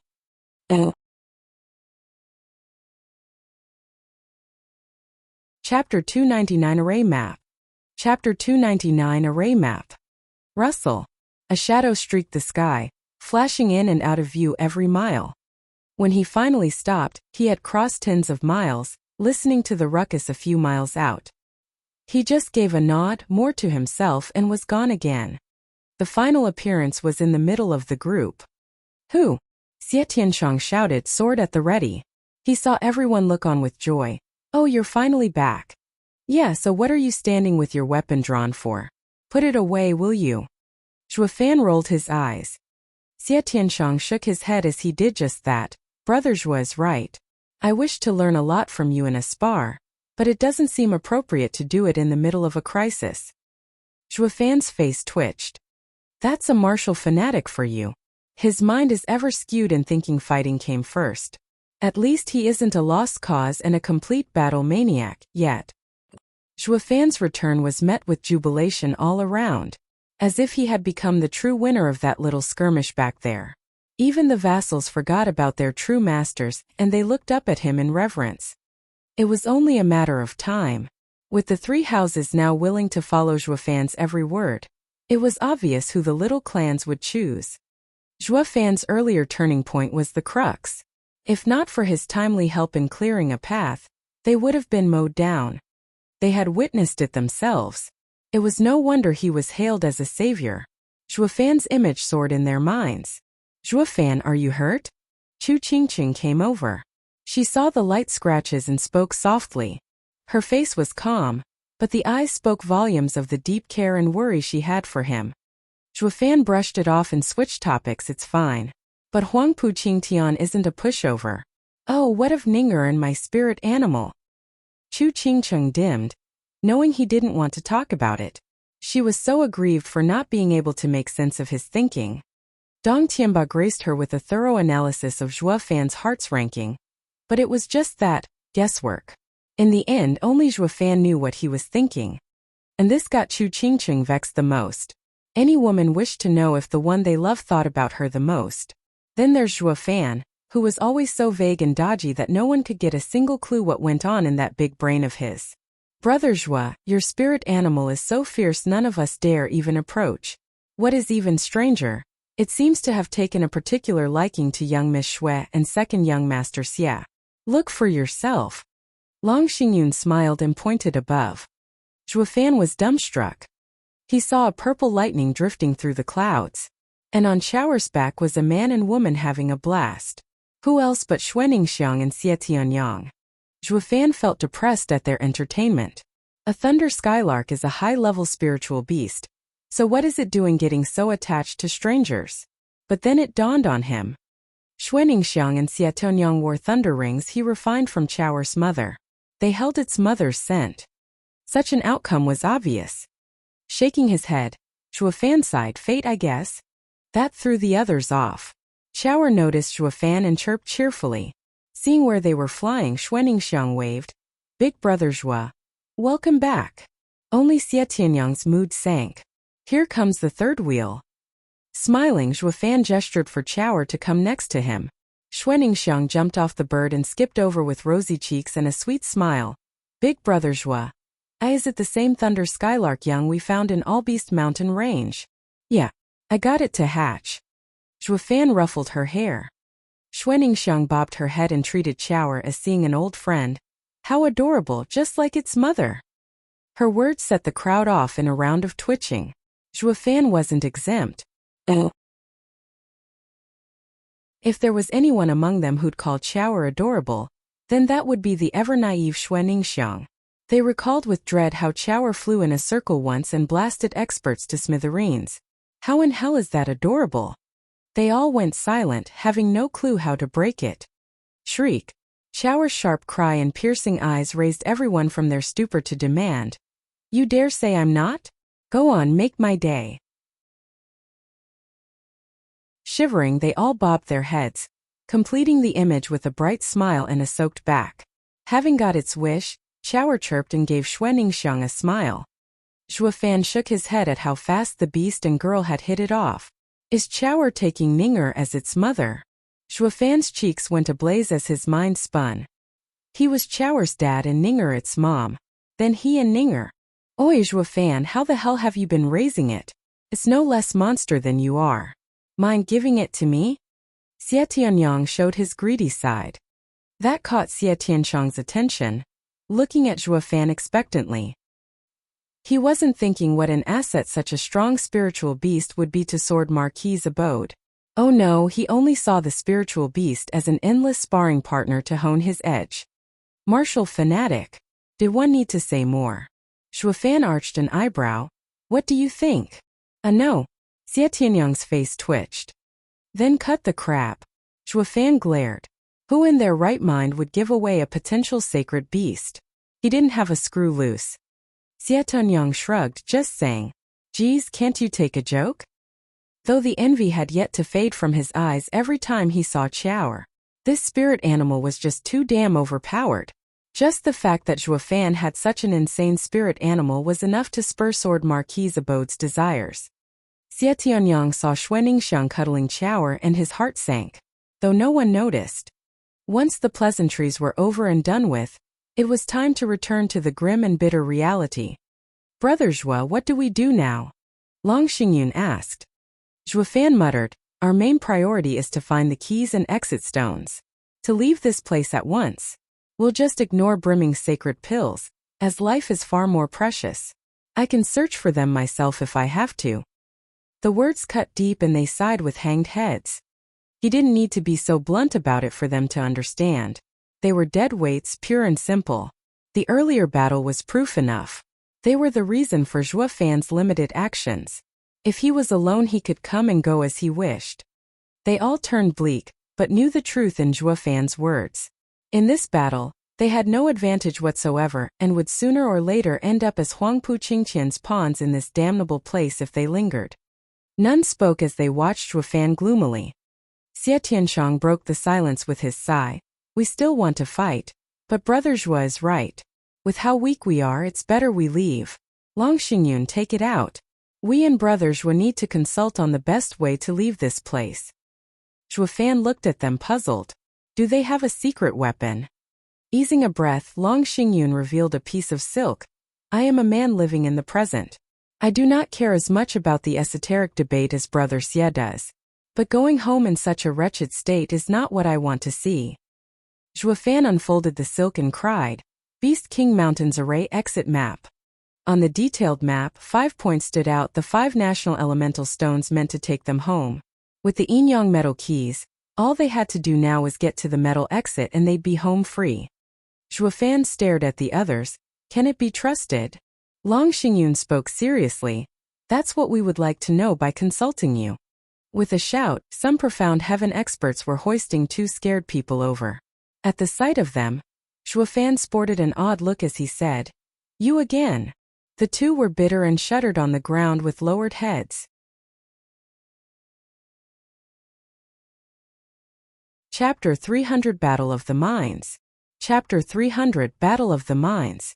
Kai shouting, Sun Yufei, didn't I tell you to beat it home? What are you doing here, and captives again no less? Zhuo Fan mocked them for all their little worth. The 2 kneeled there bitterly and wretched, not once making eye contact with Zhuo Fan. Long Xingyun said startled, Brother Zhuo, you know them? Meet the Luo clan traitors. His father was an elder in the clan and even close to the old clan head. Despite their transgression, Yun Hai had a good heart and spared them. Zhuo Fan shrugged. Oh, and why did you capture them? Don't you know killing them is far easier? Long Xingyun gasped, then said solemnly, To tell you the truth, we stumbled upon them not long after we escaped the killing blood marsh. I wasn't planning on sparing them, but we found this map on them as well as 2 keys and a brimming sacred pill. Ahem. Long Kuei's signal came a tad too late, however. The damage was done. Long Xingyun now realized the error of his ways. Telling him about the map and keys was enough. What was I thinking bringing up the brimming sacred pill? Zhuo Fan perked up at the mention of those 3 little words and his eyes practically shined. Brother Long, what of the vial? We found it. I realize that, but won't it be safer with me? Zhuo Fan's demonic smile came next, followed by a genial smile. What if it were to fall in Huangpu Qingqian's hands? That would be awful. We can't have everyone's interests be laid to waste because of one man, now do we? Zhuo Fan's righteous speech didn't forget to include the public interest. Long Xingyun lost the moral high ground and handed the pill in defeat. He had hoped to enter the radiant stage with this pill, but now, that ship had sailed. Long Xingyun wished he could tear his running mouth off. How could he be so stupid? Xie Tianyang and Long Kuei knew Zhuo Fan's character the best and only had sighs of pity. Once it's in Zhuo Fan's clutches, there's no getting it back. With a gratified flash of light, Zhuo Fan tucked the pill in the safety of his ring. He looked at the despondent Long Xingyun even more pleased. With 3 brimming sacred pills in the bag, ring, only the last one was left and he'd have milked the esoteric debate dry. Finding 2 extra keys on Long Xingyun as well were the icing on the cake. It just so happened that he had a pair of keys as well. He could already open the fire and earth exits now. He could now leave this place whenever he wished with his spoils. Victory was at hand. The only problem was punching through Huangpu Qingqian's blockades. Alone he'd be home by now. But with so many people dragging their feet behind him, Zhuo Fan's eyes landed on the kneeling duo. Brother Long fears the map may be a trap. That is what I assume, yes. Long Xingyun brushed past Zhuo Fan's open appropriation of his wealth and said, They say as early as 2 weeks ago, Huangpu Qingtian sent them in search of the keys to have full control of the battlefield. But I still feel this is too much of a coincidence. We just got out of danger yet met with these 2 who had the map we wanted. The more I think about it, the more I suspect it. That is why I had them on a leash until Brother Zhuo returned to discuss it. Zhuofan nodded inside. Long Xingyun was sloppy by nature, but he had a good head on his shoulders at least. The array map was clearly dubious, but for this fleeing group it held absolute interest. The odds for a trap waiting for them was most likely certain. Even if he absolutely knew about it being a trap, its value outweighed the risks. This is one bait I can't refuse. Zhuofan squinted at the pair. You better answer my every question. If I found out you're lying, I'll make it so even death would be your most cherished wish. The two shuddered but nodded. The fear had them soaked in sweat. Zhuofan began. Did Huangpu Qingtian make you wait for us? No. Like we said, we stumbled upon you as we searched for the exits. There's nothing else to it. Kai shouting blurted. Zhuofan stared him down. The man was frantic, but finding no lies, he continued. Did you make this map after finding the arrays? No, the arrays are too spread out. It's impossible for us to find them. Kai shouting shook his head.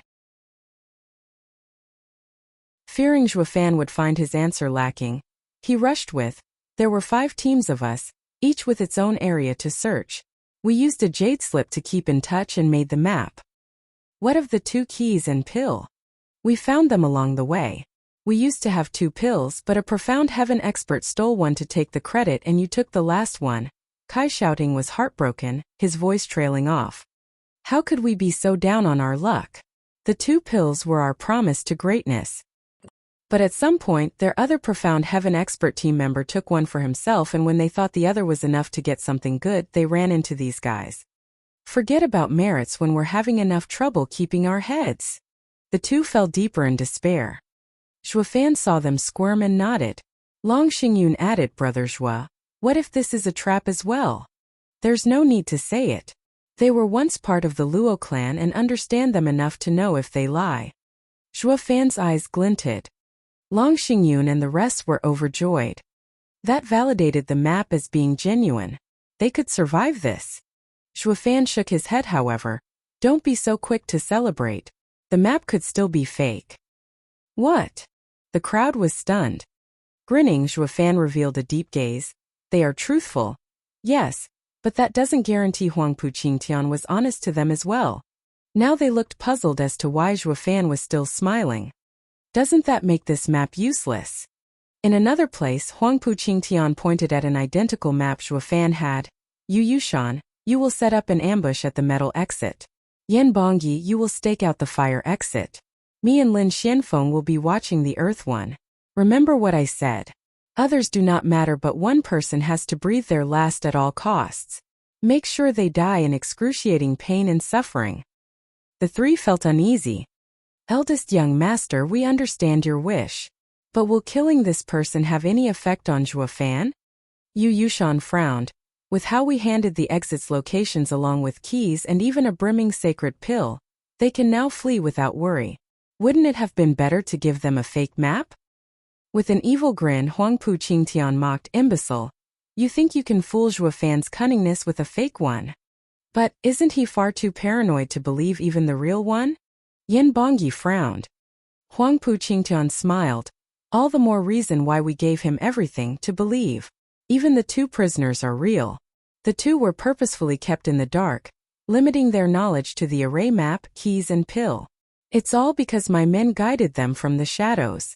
Their words are without a doubt genuine. He will never realize we'd even lie to our men all so we could trap him. No matter how shrewd he is, he will never get one falsity out of those 2.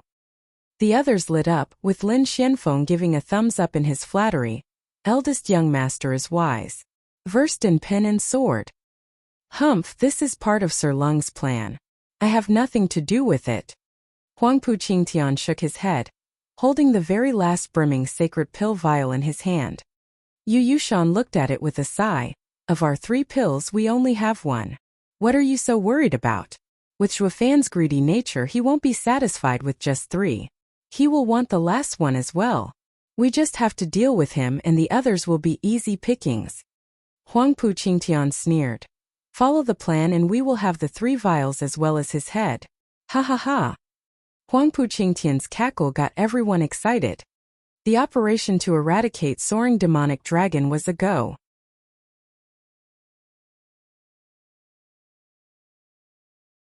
Chapter 301 Mole. Chapter 301 Mole.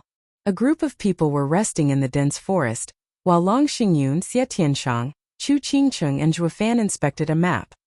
Long Xingyun was the first to speak. Brother Zhuo, do you see something wrong with the map to call it a fake? None whatsoever. Be it the captives or the map, they are both beyond reproach. Zhuo Fan shook his head and his gaze hardened. But there's no way I'd take it for granted when something so good just comes and falls into my lap. It goes double for something we need the most. Silence pervaded for a while, then Chu Qingcheng ventured. Maybe we do not need this map. We could go opposite dash. Who says we don't need it? Zhuo Fan butted in with a smile. If it's real, that turns it into a trap. This makes it worth using it. Since they went out of their way to plan against us, we'll just beat them to the punch. The others didn't know where he was going with this, so Zhuo Fan held out the 3 sending jades. He left a message on them, then left one to each of them with a crafty smile. Wait for 5 days, then read it. Zhuo Fan jumped to his feet and barked, listen up. We're moving out. Form 3 divisions around the 3 houses and split up for the 3 exits. Split up? Why make them weaker than they already were? Zhuo Fan handed over the exit keys and said, yes, split up. With our size, it's very easy to be spotted. Smaller teams will allow us to move unnoticed. In the case of an enemy encounter, it would also be simple to flee and hide among the thick trees. While others nodded, Chu Qingcheng pulled Zhuo Fan to the side. What if the map is fake and the exits hold nothing but traps? We won't know unless we try. We finally got an exit route as well. Even if we clash a few more times in the Beast King Mountain, it will be easy to escape while whittling down their bone-tempering experts' number. It will end with them being reduced to nothing. This is our best bet. Zhuo Fan put on a smile and turned to the rest. Each team will send out 3 profound heaven experts to scout 30 miles ahead, reporting back on the hour. Understood. They all replied, and Zhuo Fan said to Chu Qingcheng, even if they meet a trap, they can get an early notice. Glaring at him, Chu Qingcheng shook her head. You're full of tricks.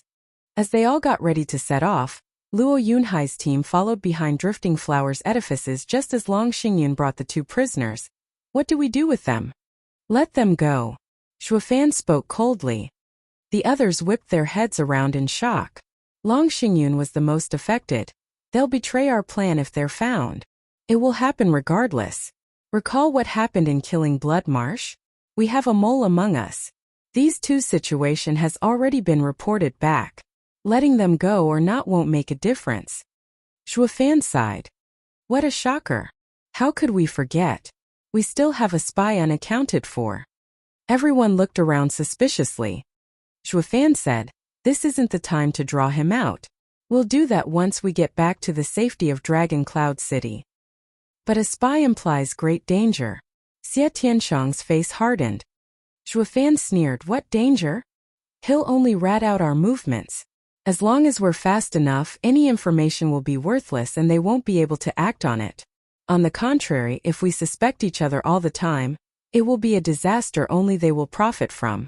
So get a move on. Reach the 3 exits on the double. The people were startled for a second, then their opinion of him grew. They never knew you could deal with a spy like that. Ignoring him yet moving faster than he could report would be the same as turning him useless. The way Zhuo Fan boldly did things got even the army experienced Luo Yunhai in a daze. Not even Dugu Zhantian led his army with such valor. Oh.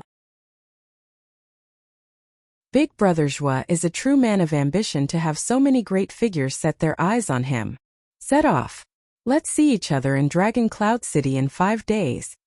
Zhuo Fan shouted, and the other replied in high spirits as well. Only Chu Qingcheng and her 2 allies knew his true meaning. The nearest exit was a week away, while the farthest was 10 days. He was speaking for their own benefit to check the sending jade 5 days later. The 3 noticed Zhuo Fan's slight nod and smile. Oh. The group thus split into 3 divisions according to Zhuo Fan's orders. They moved swiftly, curious to see if they or the spies' leaks were faster. The forceful way Zhuofan dealt with the spy left the people fired up and eager for battle. Despite being a mere race to defeat the spy, to them it felt like they were battling against their greatest enemy, and winning too. They started to get a feeling of holding everything beneath them, of indomitable spirit, just like Zhuofan usually was. Everyone was united in their goal and hearts. Kai shouting took an ashen Sun Yufei away.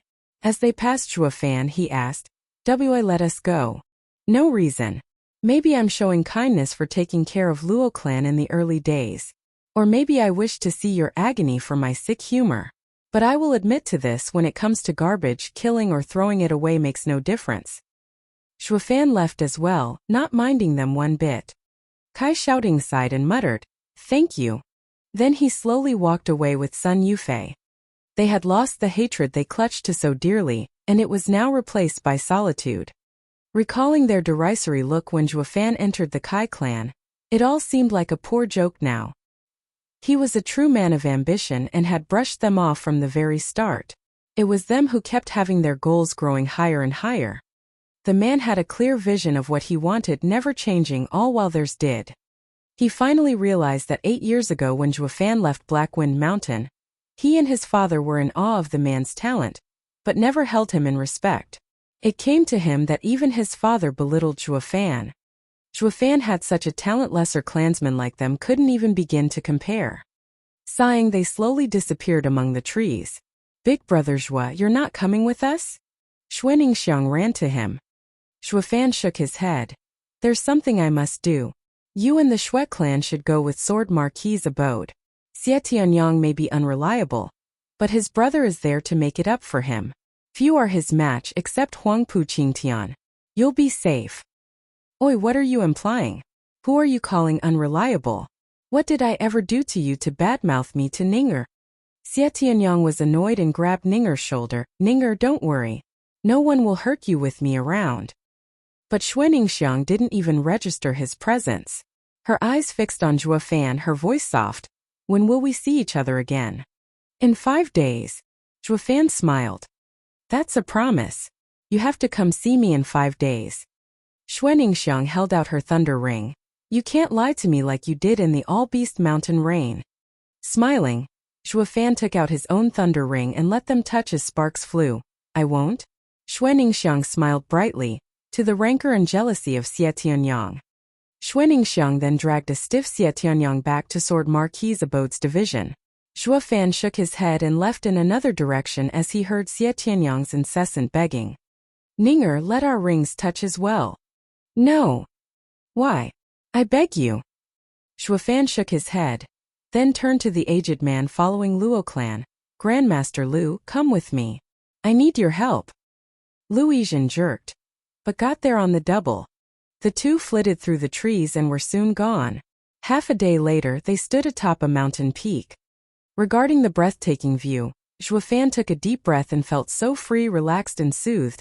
Those dead weights are about to leave. I haven't felt so at ease in ages. Lu Yizhen smiled inside as he bowed. In the esoteric debate this century, the Three Houses Alliance hardly did anything. They could only hold on because of Grandmaster Zhua's support, while they were holding you back. You couldn't be more right. Zhuofan cocked his head with a smile. Lu Yizhen probed then. "Grandmaster Zhua, what are your orders?" "Oh, no orders. I only want to know where Huangpu Qingtian is right now. Doesn't he have another brimming sacred pill? I should pay him a visit and receive it." Zhuofan's eyes flashed coldly. Lu Yizhen felt a shiver crawl up his spine.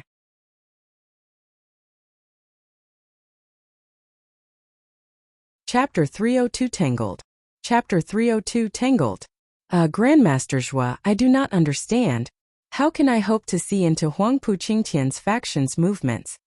Swallowing dryly, Lu Yizhen froze, stammering and darting his eyes anywhere but Zhuofan. Grinning, Zhuofan shook his head. "My dear Grandmaster Lu, you're saying that even now? How would you leak our info if you didn't know his position?" His heart beating out of his chest, Lu Yizhen panicked as he explained, "Grandmaster Zhua, I don't understand what you..." "It's fine. You don't have to say it. I won't make it hard on you either. Just deliver a message for me and put that oh-so-great and stuck-up heaven-shaking dragon lord on the spot. Zhuofan brushed his panic off. Lu Yizhen's beard shook, his face haunting. Zhuofan's inscrutable smile unnerved him the more he saw it. Is he faking it or omniscient? This is disturbing. Zhuofan's laugh came as an answer to his thoughts. Grandmaster Lu, you should know by now of my character. If not by seeing, at least from rumors. I don't need to justify myself when I want to kill someone. I just do it. On the other hand, if I want one alive, regardless of how vile and deceitful that person is, I won't lay a finger on him. Anyway, I've had my suspicions on you from the start. I could have killed you whenever I wanted to. But I think it's safe to say my actions prove there will be no killing from my part. Coming out clean won't make much of a difference either at this point. Who doesn't yearn for glory and power? But didn't I let Kai shouting walk free? Zhuofan's daunting eyes stared Lu Yizhen down. Lu Yizhen was in a quandary, but nodded in the end. Grandmaster Zhuo is sharp beyond any man. I admit, it was unwanted contriver Leng Wuchang who ordered me to get close to Grandmaster Zhuo. I do not know how he knew, but he found out you and I were once acquaintances. So he made me spy on you. I refused at first, but then… Fine, the reasons are pretty much typical for any spy. If not out of glory and power, then from a threat. I totally get it. Zhuofan's nonchalant wave cut him off. Lu Yizhen hung his head. Zhuofan is incredible. He knows everything. It was one thing to say power, glory or constraint, but how many could escape their clutches? Zhuofan stared at him. Now that that's out of the way, send a message to Huangpu Qingtian. What message? Lu Yizhen was stunned. Zhuofan's conduct was baffling. He just got a hold on the enemy's spy and he wasn't going to tear him asunder? And instead he was taking a step further, leaving the spy alive to send word to the enemy. It was as if they were on the same side. It totally floored the calm alchemist Lu Yizhen. Ahem. Zhuofan's straight face revealed a haughty air. Grandmaster Lu, when you see Huangpu Qingtian, this is how you'll behave. You'll curse him. Stupid head Huangpu pup. Ignorant and trifling clown, yours truly has seen through it all. So tone down the drama and your petty tricks. I've been playing this game from before you were even born. Face twitching, Lu Yizhen sweated buckets. He ventured, Grandmaster Zhuo, could you perhaps maybe ease on the rancor? I won't be able to imitate you. Was this a joke? Zhuofan was having a blast here, cursing and wailing like he owned the place. But when the guy met Huangpu Qingtian face to face, was he going to stick to the real message? Not if he wanted to come out alive. Haha, fine as you wish. Just make sure he catches my drift. Zhuofan looked uncaring, but his face turned deadly the next, however. This line you must say it word for word. His hand flashed and was now holding 4 brimming sacred pill vials. Lu Yizhen was slack-jawed. Zhuofan easily read his shock and smiled coldly. Tell him this. Huangpu Qingtian, you call yourself insidious and brilliant, but not even you would have imagined the last brimming sacred pill was with me all along. And you even laid out the stage to trap me? That's rich. Lu Yizhen blinked, counting the vials.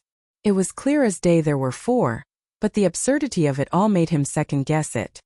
He'd been next to Zhuofan all this time yet never knew where the guy got all the brimming sacred pills. So he always assumed Zhuofan only had the 3. Yanked from Huangpu Qingtian's very hand too. That there never was a 4th. Is this another pill he robbed? Lu Yizhen showed his shock. Grandmaster Zhuo, if you already took Huangpu Qingtian's last pill, why make me a messenger? Sure. Zhuofan put a finger on his lips. The last pill wasn't taken but slipped off of him. He's still oblivious. He knows what I can do, so telling him my message will make him understand. Make sure you get a clear view of his blind rage when he flips out and comes back to me. Blinking, Lu Yizhen sighed. They both knew Huangpu Qingtian was gruesome, and yet Zhuofan swiped his pill without the slightest indication? Unreal. Zhuofan doesn't look to be lying either. He wants me to shame Huangpu Qingtian further with that message. By all accounts, it didn't look fake at all. Zhuofan actually swiped the oblivious Huangpu Qingtian's brimming sacred pill from right under his nose. Taking a deep breath, Lu Yizhen's face hardened. Grandmaster Zhua is incredible. There's nothing you can't do. I will pass on Grandmaster Zhua's words, although the wording might not be as taunting. I get it. What matters is the essence. He will surely be pissed when he hears it, haha, Zhuafan chortled. Luizhen took 2 steps away before stopping. Grandmaster Zhua, could you please clarify something for me? Shoo. Since when have you doubted me? Luizhen asked. Grinning, Zhuafan said, from the moment I laid my eyes on you in Beast King Mountain. That fast? Luizhen was stunned. He couldn't for the life of him see what gave him away. Zhuafan shook his head. 1. I never believe in coincidences. The esoteric debate is held on Beast King Mountain, yet it just so happened for you to be here looking for herbs? Highly unlikely. You must have got here thanks to Huangpu Qingtian's storage ring. 2. When I accepted you as a disciple, all you showed was respect and not joy. It was a complete contrast from how you reacted the first time you asked. I had my suspicions right then, and using apprenticeship as an excuse to help Luo clan sealed it. All combined made your purpose in getting close to Luo clan obvious. Luizhen looked long at Zhuafan in shock. Sigh, I failed as a spy. You saw through me the moment we met. But why didn't you get rid of me then? To figure out Huangpu Qingtian's plans, of course. Zhuafan sneered, each time you used the sending jade, I figured it was to leak our numbers, position and members. This gave me an easy time figuring out what Huangpu Qingtian was cooking, that he was aiming for those around me. Luizhen's face twitched in shame. He not only failed as a spy, but was an utter disgrace. The info he sent was faulty and went as far as exposing his lord's master plan. Luizhen's face was scorching. Grandmaster Zhua, you truly are cunning. No wonder Lung Wuchang stepped in personally. Luizhen flew away, leaving Zhuafan in shock. It was his first time hearing it, even considering that the mastermind wasn't Huangpu Qingtian, but Lung Wuchang. In such a case, I have to hurry up. Zhuafan flew after Luizhen in the shadows. A day later, a light flew nearby. Zhuafan caught the sending jade, which wrote, the soldiers returned, the Dragon King is at peace. Sure enough, the array map is a trap. Grinning, Zhuafan shot 3 sending jades to his 3 allies. He then looked at the one in his hand and praised, perfectly done. He resumed tailing Luizhen. Letting Kai shouting off wasn't out of the goodness of his heart or, like he put it, out of indifference, but to use them engage Huangpu Qingtian's reaction. If Huangpu Qingtian raged, the 3 exits would be safe. If Huangpu Qingtian didn't blame the 2, then it all went according to the man's plan and he needed to change the routes of his 3 allies. This was all made possible thanks to the spy he meticulously placed near Huangpu Qingtian. Zhuafan wasn't beneath Lung Wuchang's capacity for treachery when it came to covert ops. While the factions looked subdued at a first glance, the darkness revealed a tangled mess.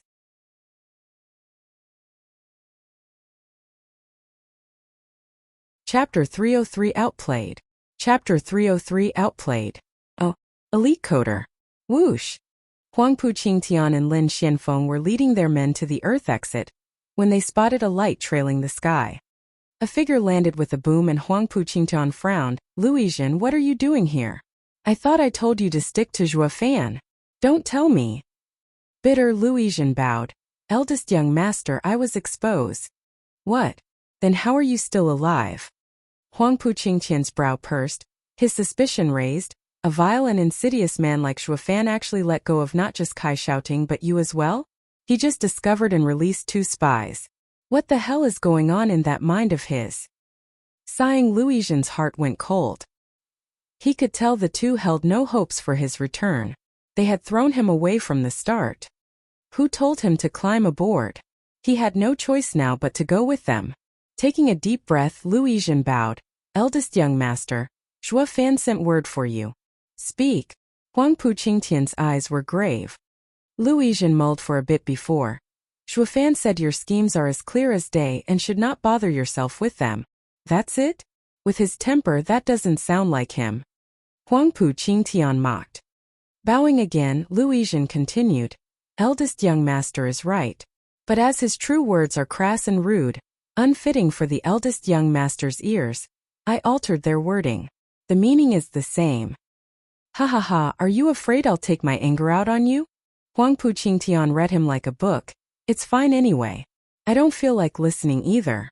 It's ironic how he thinks himself all-knowing, surrounded as he is by a thick fog he can't even see. The two next to him were clueless, but Huangpu Qingtian's overconfidence deterred any questions. Then Luizhen turned nervous, bowing again. Eldest young master, Shuofan has one more thing to say. I don't want to hear it. It must be some pointless boasting trying to throw me off my game. Let him sink into his delusions. Huangpu Qingtian brushed him off. Luizhen cupped his hands. Eldest young master, Shuofan does intend to shame eldest young master, but I have to make this report. Huangpu Qingtian turned grave. Speak. Eldest young master, the fourth brimming sacred pill you are using to entice him has long since been in his hands. He was mocking you, saying how ignorant you were of it all. What? Lin Xianfeng cut in. Impossible. Eldest young master had the fourth pill placed in my care from the start. How can it be with him? Young Master Lin, I didn't believe it either, but then he showed me 4 vials. I had never seen them the entire time I was with his group. He also said that you all know what he can do. Luizhen trailed off. Huangpu Qingtian squinted, the seed of doubt planted. Lin Xianfeng was panicking. Did he steal it with that weird art of his? Lin Xuanfeng's hand flashed with the brimming sacred pill vial. Lin Xianfeng only then eased a breath. Ha ha ha, the punk is messing with us. We still have it. Huangpu Qingtian was too deep in thought to care. Then his face changed. Fool, don't take it out. Lin Xianfeng froze for a second, enough time for the vial to vanish. Zhuofan. Lin Xianfeng stammered. Not far off, Zhuofan's cackle came from among the trees. Ha ha ha, thanks a bunch, young Master Huangpu. I shall accept your generosity. Lin Xianfeng blinked, still frozen on the spot. Luizhen was still out of it from shock. Zhuofan has been behind me all this time? Huangpu Qingtian held his head and sighed. Morons, the lot of you. This was the plan, to draw out Zhuofan, and he had no idea where I hid the brimming sacred pill. Then you guys just handed it over on a silver platter.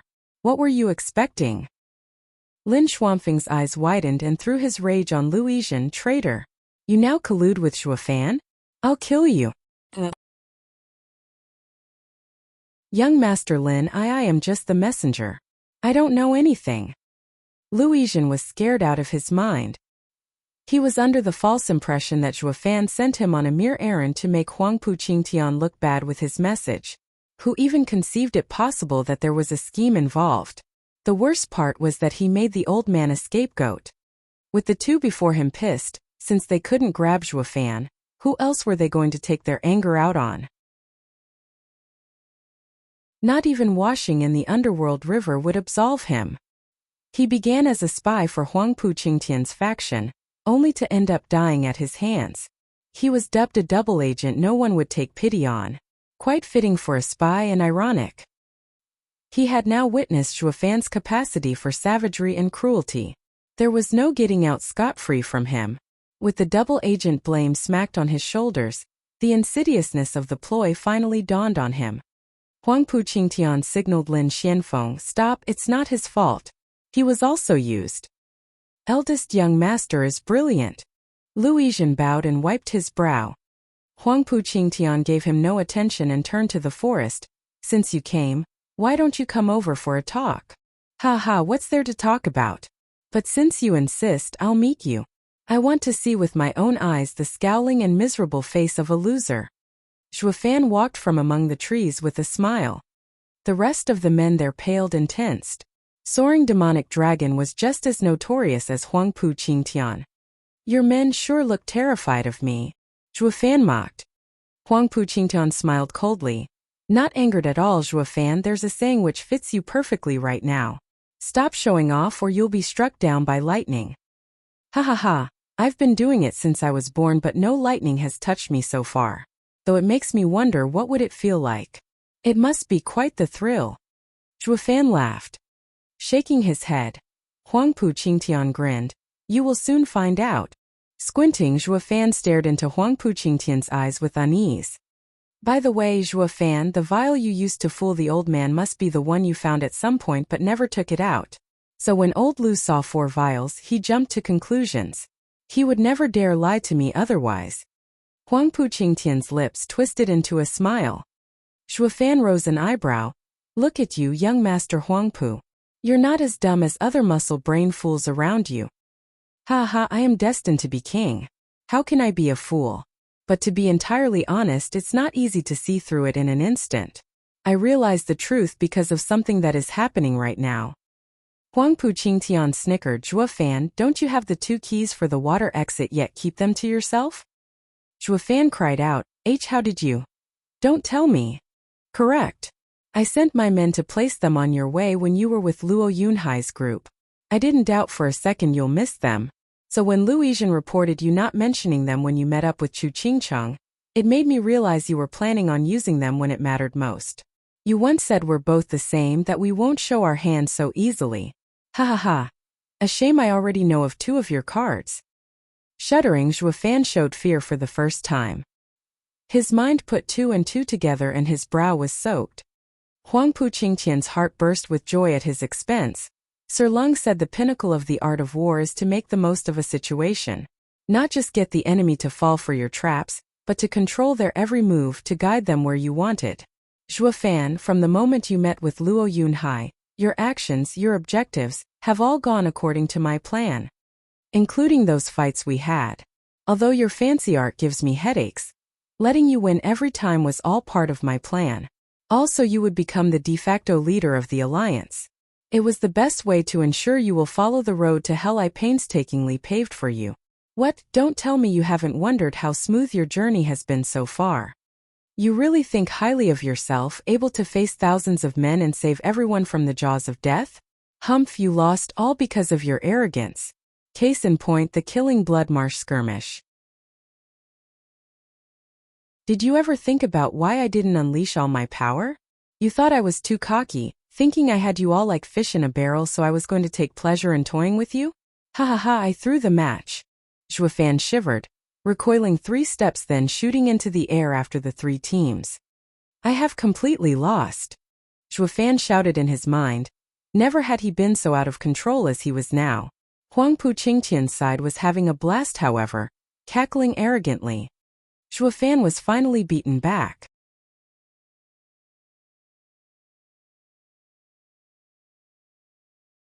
Chapter 304, Deeper into the Mud. Chapter 304, Deeper into the Mud. Oh, elite coder. Lin Xuanfeng's eyes trailed Zhuo Fan as he vanished in the distance. This is the first time I have seen that punk so out of it. What on earth happened? Ha ha ha, nothing much, just him sending his own friends to an early grave. Huangpu Qingtian had a vague smile. He then turned to pat Lu Yizhen's shoulder. Old Lu, well done. Just as I expected. Eldest young master, I don't deserve it. I've been found out since the start. He didn't finish as Huangpu Qingtian squeezed his throat with a thin smile. No, old Lu, you don't have to be modest. You did great. Huangpu Qingtian smiled, but his hand only clutched harder. The smile looked downright sinister at this point, instilling dread in the puzzled old man. How had he erred? Why had Huangpu Qingtian stopped Lin Xianfeng from killing him, yet was now doing it himself? Eyes bulging, Lu Yizhen could only let out hoarse sounds. Lu Yizhen was just as perplexed as the victim. Eldest young master, what? Ha ha, I stopped you only because Zhuo Fan was nearby. I didn't want to put on a show for him. But now this old geezer has outlived his purpose. It wouldn't do if he fell into Dugu Zhantian's hands. Killing him here will spare me the trouble. Huangpu Qingtian's eyes glinted and the vile snicker on his face grew. He put just a touch more force in his grip and the body shuddered for a moment. Then Lu Yizhen's limbs went limp. Flinging the corpse away, Huangpu Qingtian clapped. Lin Xianfeng gasped, his mind overwhelmed. Huangpu Qingtian is a beast to dispose of those he no longer has use of. He has not a shred of conscience. Will I end up the same? Huangpu Qingtian knew this was coming, so he patted his shoulder, making him shiver. Worry not. Even if a cripple, you're the next in line to lead Merry Woods. You're so much more valuable. As long as you are by my side, I will do you no harm. Lu Xuanfeng's face twitched. He gave a hollow laugh while wiping his brow. Looking at Lu Yizhen's body again, he sighed inside. Who is to say it won't change? But then Lu Xianfeng brightened. Eldest young master, since you could bring Lu Yizhen, why didn't you do the same for the elders of our houses? Finishing off Shuofan then would have been so much easier. Fool! You take Dugu Zhantian in charge of Dragon Cloud City's defenses for a prop? Huangpu Qingtian snorted. I only managed to bring him after treating him like a spirit animal, placing him in my storage ring. It is because of his insignificance that he went unnoticed. If it were an elder from the 7 houses instead, it would send an alarm to Dugu Zhantian and get us observed. If not for our low numbers keeping it under wraps, our plan would have fallen through. Lin Xianfeng bobbed his head, accepting the tongue lashing while not forgetting to polish Huangpu Qingtian's rear with endless flattery. Huangpu Qingtian waved him off. We're setting out for the Earth exit at once. Is there a point going there now that Shuofan knows our plan? Lin Xianfeng was bewildered. Huangpu Qingtian's snide reply came, idiot, we're going so that he'd walk right into our ambush. All the traps are in place. Despite knowing that, he has no way to foil them. Not when he had a hand in making it possible. That heartrending regret, the gnawing guilt, must be quite the torment, ha ha ha. Huangpu Qingtian cackled evilly. Lin Xianfeng still didn't get it, but did as was told. In another place, Xie Tianshang's team had been heading for the metal exit for 3 days now when a sudden light flew over. Xie Tianshang caught it. Knowing to be Shuofan sending jade that said, now you can look at the jade slip. Xie Tianshang was quite puzzled. Wasn't I supposed to do that after 5 days? Why so early? But since Shuofan said so, he of course obliged. 5 simple words entered his eyes. Head for the water exit. Ugh! Xie Tianshang was floored. What does that mean? Change course on the spot? Why? Is the metal exit dangerous? Xie Tianshang shouted without delay, hold! We're changing directions. Follow me. Xie Tianyang pulled Xue Ningxiang to the front among the baffled stares. Brother, what's up? We've been running for 3 goddamn days and you suddenly want to change course? Is it an enemy attack? No. Xie Tianshang shook his head, giving him the jade slip. This is the jade slip Shuofan gave me before we split, saying to inspect it 5 days later. But I just received word from him to look at it now. And it said. Xie Tianyang looked at the jade. Head to the water exit? What the hell? I don't know either. But since Shuofan said so, he must have his reasons. Xie Tianshang's eyes were firm. Xie Tianyang shook his head. Brother. Since when did you become a fan? What if he's wrong? How many times was he wrong in the past days he was with us? We hardly ever suffered any setbacks as well. While in a situation I cannot fathom, listening to his judgment is a sound decision. Xie Tianshang's mind was set. Xue Ningxiang spoke first before Xie Tianyang could. Brother Tianyang, has Big Brother Zhua ever been wrong? Listen to him. Don't you recall the All-Beast Mountain Range? Didn't he fall for Yugiki's ploys time and time again? But with no Yugiki around, Big Brother Zhua is the strongest, right? Xue Ningxiang was zealously defending Zhuofan's honor. Xie Tianyang's mouth twitched, feeling his heart ache. And since he could do nothing to Ninger, he could only compromise. And so, led by Xie Tianshang, the Sword Marquis abode team turned towards the water exit. Chu Qingcheng and Long Xingyun's team received Zhuofan's message as well, and were heading in the same direction. None knew, however, of the 10,000-strong army waiting for them there led by Yan Bongyi and Yu Yushan. On top of a majestic mountain, Yu Yushan looked on in the distance but didn't spot anyone. He took out his jade slip and sighed. "O.L. Poisoner, what's your take on eldest young master's action? Giving us a jade slip to open a day later, only to have our course changed to the water exit and set an ambush here. Why didn't he say so from the start? Why make us waste so much time first going to the fire and metal exits?" He was afraid of having the info leaked. Yan Bongyi's grim face shuddered in fear. Yu Yushan raised an eyebrow. Does that mean there's a spy among us? Haha, you crack me up. Any spies will be on their side. Is there any lesser clan out there willing to offend Regent by becoming a spy? Not to mention the dozens of vassals on their side willing to lean on the regent estate, giving us their movements of their own accord. Be that as it may, it never hurts to be on the safe side, especially at such a crucial moment in our plan. Yen Bongyi muttered. As this is Sir Lung's ploy, we only need to follow it. Yu Yushan nodded as well. The two saw Lung Wuchang's mind infallible, his plans perfect. All they had to do was just do what he said. Senior brother, young master Yu, the third grade array below is set. Yen Fu bowed in respect before the two. Nodding, Yen Bongyi waved him off. Junior brother, you worked hard. Withdraw. Thank you. Yen Fu bowed and left. Yu Yushan mocked the retreating figure. The kid has been quite meek as of late. Not even a hint of dissatisfaction on his face either. Well, he is a rare genius alchemist Pil King Hall raised after all. Ha ha ha, ever since Xuefan killed vicious Pil King, he lost all support. He must have finally accepted his fate to turn so quiet. Those two only ever looked at others from their high horse. Even you. Yu Yushan raised an eyebrow. They traded a glance then jeered. The mockery from above slammed into Yen Fu's ears. His fists clenched, and his eyes glinted with savagery. One day you'll get what you deserve, and I'll be there to watch you die. In the meantime, Xuefan was rushing towards the water exit.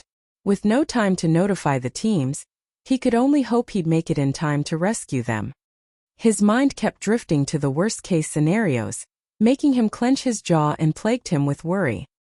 He told them to go for the water exit and was sure they would follow it. This was what made it ever worse, riddled with guilt, and yet in complete awe of the mastermind behind it all. To be seen through so thoroughly that even implicated his allies in this trap, he felt toyed like how a cat did to a mouse. The mastermind was no ordinary man to make even the great Xuefan fall for his schemes. This man's schemes were on a whole another level from Yugiki's. Unwanted contriver, Lung Wuchang.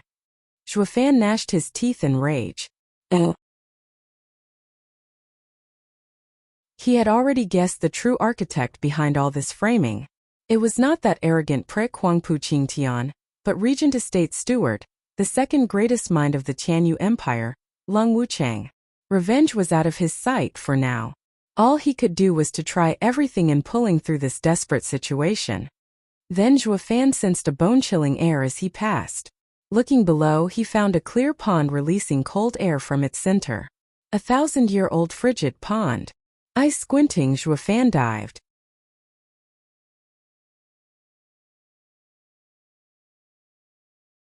Chapter 305 Ambush. Chapter 305 Ambush. Oh, Elite Coder. Before the Water National Elemental Stone, on Dragon Cloud City's side, everyone had gathered close to observe the show as it unfolded. Since 3 days ago, the audience saw Yen Bongyi and Yu Yushan leading 10,000 men over. Some speculated that the two had found the keys to the water exit and were about to return. In time, it became clear that they had no such intention. Instead of getting closer, they were setting up an array nearby, clearly an ambush. Yet for 3 days all was quiet. The audience was observing unnerved, especially Grandmother and Long Yifei's group. All the preparations were clearly meant for Chu Qingcheng and company, but were they going to fall for it that easily? Knew what was happening on Beast King Mountain. Adding to their worries, their frowns never leaving their faces. They prayed with all their heart for their successors to not fall for it. Regent Estate's side was smiling. Estate Lord, eldest young master has entered the final phase of the plan. Lung Wuchang stroked his beard. His eyes shined and his mouth perked up in a proud smile. Huangpu Tianyuan nodded. Sir Lung's mind is brilliant. I have no doubt you can purge that evil this time. As long as Sir Lung intervenes, not even that demon can escape. You're too kind, Estate Lord.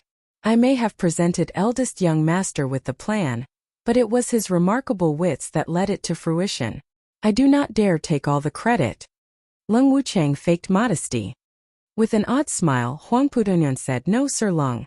This is all thanks to you. If it were you leading the operation, it would have been finished much sooner. Lung Wuchang looked at him deeply and nodded. He knew of Huangpu Tianyuan's dissatisfaction for his son, scared the young master earned enough merit to depose him. So he'd rather let Leng Wuchang take all the credit, all to undermine Huangpu Qingtian's achievements. Such is the regent estate, where father and son are fighting tooth and nail in pursuit of power. Leng Wuchang shook his head as he mocked them. Sir Leng, are you sure 10,000 men are enough to deal with Zhuge Fan? A smiling voice drifted over. Leng Wuchang turned to see Zhuge Changfeng flanked by his elders coming over with a crafty smile. Eyes flashing, Leng Wuchang shook his head. My meager skill is only good for entertainment. I wouldn't dare boast before the great Prime Minister. As for this ambush, it isn't to deal with Zhuge Fan. Oh, Zhuge Changfeng raised an eyebrow, but then he said after a moment of pondering, first deal with the horse then the rider, right? Prime Minister Zhuge is truly wise. Leng Wuchang nodded. You know the saying, those whom God wishes to destroy, he first makes them mad. Zhuge Fan is not only powerful, he has many odd tricks up his sleeve. And let's not forget his devious mind and penchant for schemes. If we do not rob him of his reason, not even a foolproof plan conceived by us two together would work. By the sound of it, Sir Leng has already found his weakness. Or you wouldn't be so open with your designs. Raising his eyebrows, Zhuge Changfeng smiled. Who is it then? Luo Yunhai or? Leng Wuchang shook his head, his wording vague. Prime Minister Zhuge, you will know soon enough. I believe not even Sir would conceive it possible who his fatal weakness was. Zhuge Changfeng's reply, ha ha ha Sir Leng, you're even holding me in suspense. Very well, I'll just have to see for myself then, how that demon loses his mind. Leng Wuchang smiled back at the Water National Elemental Stone. At this time a group appeared on the big screen. Grandmother and Long Yifi froze at the sight of them. Their hearts tensed and cold sweat filled their fists. They wished nothing more than to shout at them, to warn them of their demise. A darn shame the teleportation array was one way only. Their warnings would fall on deaf ears. While Leng Wuchang and Huangpu Tianyuan showed a snicker. They're finally here. Two teams were clearly distinguished, Sword Marquise abodes and Veiled Dragon pavilions. They were far quicker than Chu Qingcheng and even met along the way. Just what was Zhuge Fan thinking when sending us here? We're clearly wasting time wandering all over the place. Xie Tianyang was holding a leaf in his mouth, brushing away a bush while complaining of boredom. Long Xingyun laughed. Second young Master Xie, ever heard of the lies in truth, and truth and lies used in the art of war? To deceive one's enemy you must deceive your allies. Those 3 exits were nothing more than a lure for the enemy, while we changed our course midway towards our real purpose. Yeah, Brother Tianyang, you need to learn from Big Brother Zhua. Even he knows more than you about what's going on. Xuening Xiang jumped in, pointing at Long Xingyun while calling out Xie Tianyang's flaws. Xie Tianyang sneered in silence, while his heart bled from anger. You're saying as if Zhuge Fan's every word is the unblemished truth. Long Xingyun nodded first, then his face twitched. The last sure has a mouth on her. What do you mean by even he knows? Are you saying I'm usually an ignorant Philistine? Do I look that stupid to you? Then a cry broke their ceaseless argument. Long Kuei shouted as she pointed at the shining water crystal. There's the water exit. The map is real. The others perked up thrilled at the prospect and rushed over. Ha ha, the water exit is here. Brother Zhuo was right all along. Long Xingyun laughed, running as well. Xie Tianyang mocked though, why are you so chipper? We don't have the key, do we? Dunce, since Brother Zhuo told us to come here in particular. He must have gotten the keys without even us realizing it. Long Xingyun was over the moon, so much so he forgot who just spoke and cursed back. Xie Tianyang was annoyed but didn't let it show. Xuening Xiang, the picture of ignorance, fanned the flames. Yeah, dunce. Do you have rocks for brains? You think Big Brother Zhuo would have us come here on a whim? The speaker was clueless to the damage, while the listener found the words intentional to spite him. Xie Tianyang's flames of rage burnt hotter than lava. His fists clenched, his teeth grinded. Why does everyone look up to Zhuge Fan and always take me down a peg? He didn't much care about the rest, but even Ninger, the one he cared the most about, did it. He just couldn't accept it. A seed of hatred was planted in his heart, towards his brother who he went through life and death once. a change no one there noticed. Before the Water National Elemental Stone, Grandmother's group was so keyed up, their hearts practically flat-lined as they prayed. Don't come any closer. It's a trap. The utter powerlessness they felt watching their clansmen walk into the jaws of death was so strong she felt like her heart was being stabbed over and over. One step at a time. Lung Wuchang and Huangpu Tianyuan watched them getting closer and the grins turned sinister. It soon turned into joy at the expectancy for bloodshed that followed upon noticing a dainty figure among them. All around the water exit, Yanbongyi and Yu Yushan's forces laid in wait. Once the two noticed the carefree figure among their prey, they signaled, "Our target's here. Attack!" They both shouted in unison. Then, a glow started rising from beneath everyone's feet. 36 light pylons shot for the skies, trapping them all. At the same time, each of the pylon beams was shown to be housing a person. As the scenery began changing, the water exit vanished, soon replaced by bloody skies and blood-tainted air. They seemed to have found themselves in another world. Not Beast King Mountain of Tianyu Empire. It was such an odd place they may not even be in the Martial Emperor continent. A 36-man array. Long Xingyun cried, "Damn it!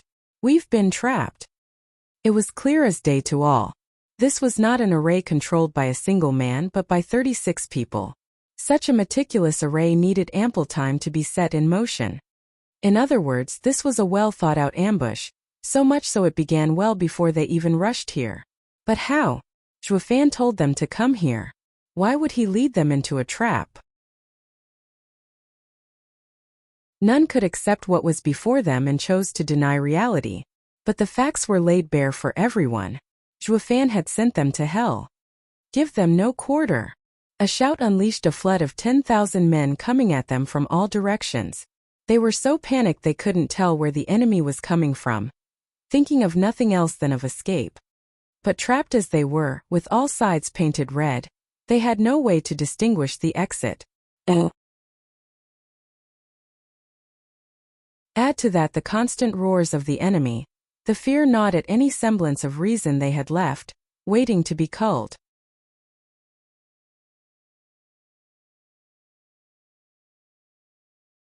Chapter 306 Deadly Miasma.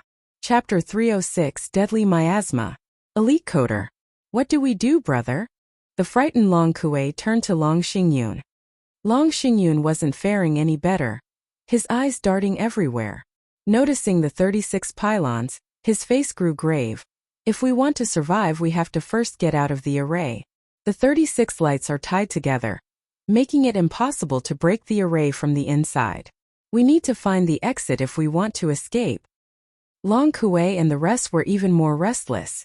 Looking at the flood of enemies charging, their faces were ashen. How were they supposed to do that when that army would make sure to keep them trapped here even tighter than the array? The array's only use was to rob them of their chance to escape. It made even profound heaven experts flying impossible, to the extent that even 6 dragons and 1 phoenix were incapable of doing it. Everyone hung their heads in despair, having lost their will to fight. Humph, it's just finding an exit. Is that so hard? We'll just have to try them one by one. A snort came just as a black figure flashed into the enemy's ranks. Golden light blossomed as it flew in every direction. Wherever it landed, explosions resounded, paving the ground with hundreds of corpses. The blood flew into the air, only to fall right back down onto the scattered limbs. They saw how the twisted smiles of the enemy had now turned into ones of horror at the sight of this man. Sword Marquis Abote's eldest young master, martial fanatic Xie Tianshang. Xie Tianshang rested his sword, but his cold eyes glinted like daggers. Any that met his gaze would feel as if stabbed by 1,000 swords. His dauntless figure stood unchallenged like an unparalleled sword. The enemy was deterred, in fear of what might happen if they got even an inch closer. Long Xingyun blinked, then turned ecstatic. Brother Xie lives up to be a true martial fanatic. How dependable. But of course, my brother has been obsessed with martial arts since young, training day in day out without a rest. If not for those 2 monsters, my brother would have been invincible. Xie Tianyang spoke with pride. Everyone else sighed inside. Xie Tianshang is the #1 swordsman in Tianyu. Not even 6 dragons and 1 phoenix can match his talent.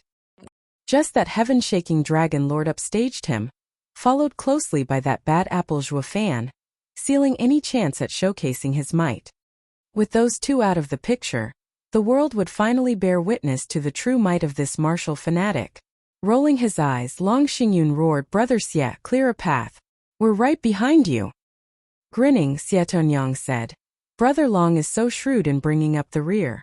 When my brother pushes through the array and is too exhausted to carry on, you could just run off." "Haha, Brother Tianyang, no need to split hairs. We are allies here. You help me now and I'll help you later. We will both benefit." Long Xingyun pointed at Xie Tianshang. "Moreover, don't you find your brother quite willing to be made use of?" Sure enough, Xie Tianshang's eyes lit up at this proposal, as if he was just waiting for it. "All right." Every swing of the sword sent golden light everywhere. Flowing space's 9 forms were performed to the full extent of their splendor, at the expense of crushed enemies and strewn corpses. It only took seconds for the casualties to reach 1,000. As the surroundings glowed bloody, now so too did the earth. Xie Tonyang shook his head as his brother was hell-bent on mowing through the enemy like they were training dummies. "Sigh, the martial fanatic side of my brother is once again rearing its head. Nothing short of exhaustion or defeat could ever stop his blade now." The others found Sword Marquis Abode's eldest young master's bursting courage contagious. It reached a point where some even wanted to join the man in his charge. But taking a closer look, one saw a bloodshot Xie Tianshang, slaughtering every which way with a manic grin on his face. That threw a bucket of cold water on their enthusiasm. "He'll kill us just the same." Long Xingyun rubbed his chin, nodding at the crazed figure. He guessed there was no pressure in finding the exit.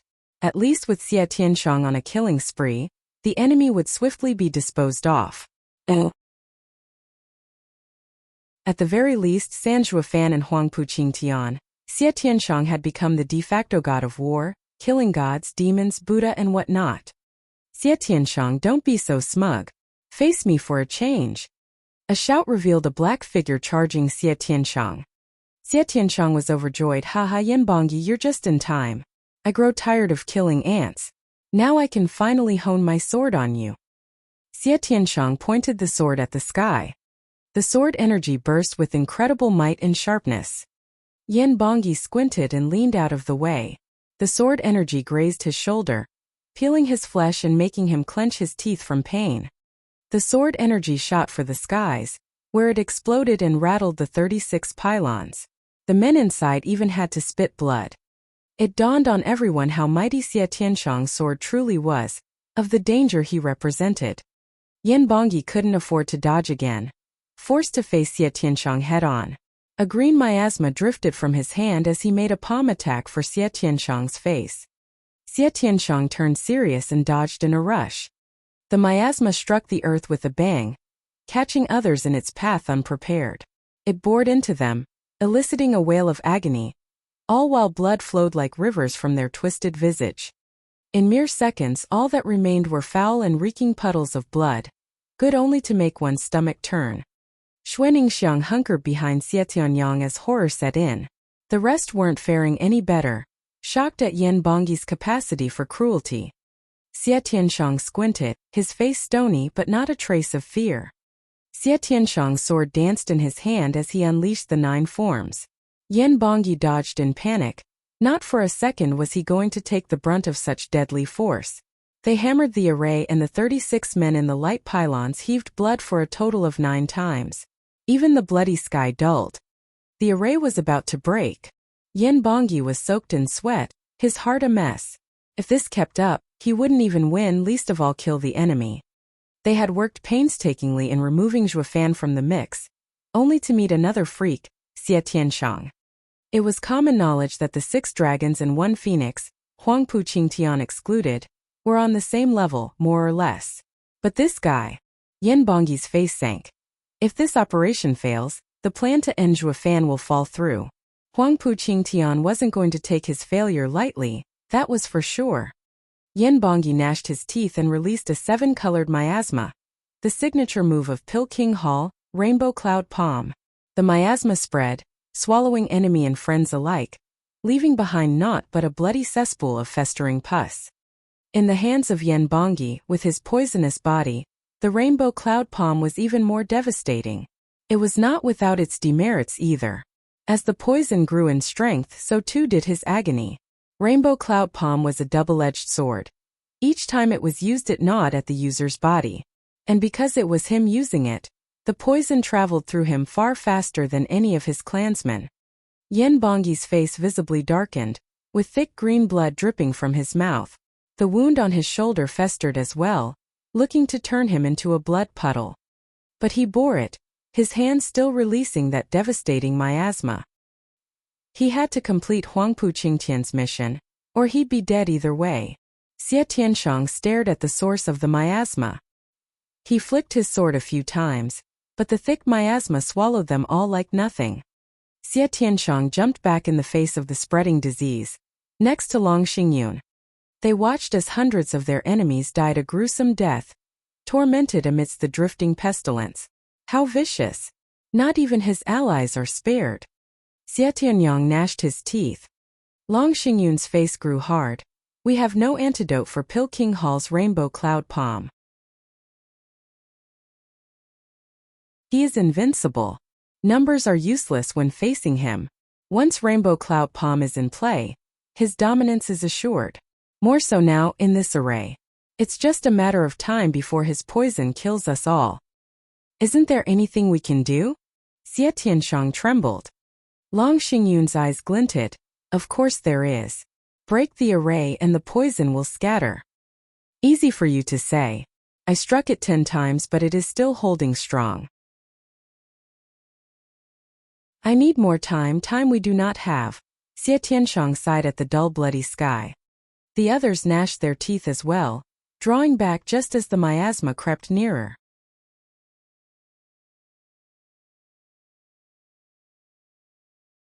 Chapter 307 Breaking the Array. Chapter 307 Breaking the Array. The 36 pylons created a sealed space, trapping everyone within its borders and preventing any outsider from looking into it. Not even the audience watching the Water National Elemental Stone could pierce the veil.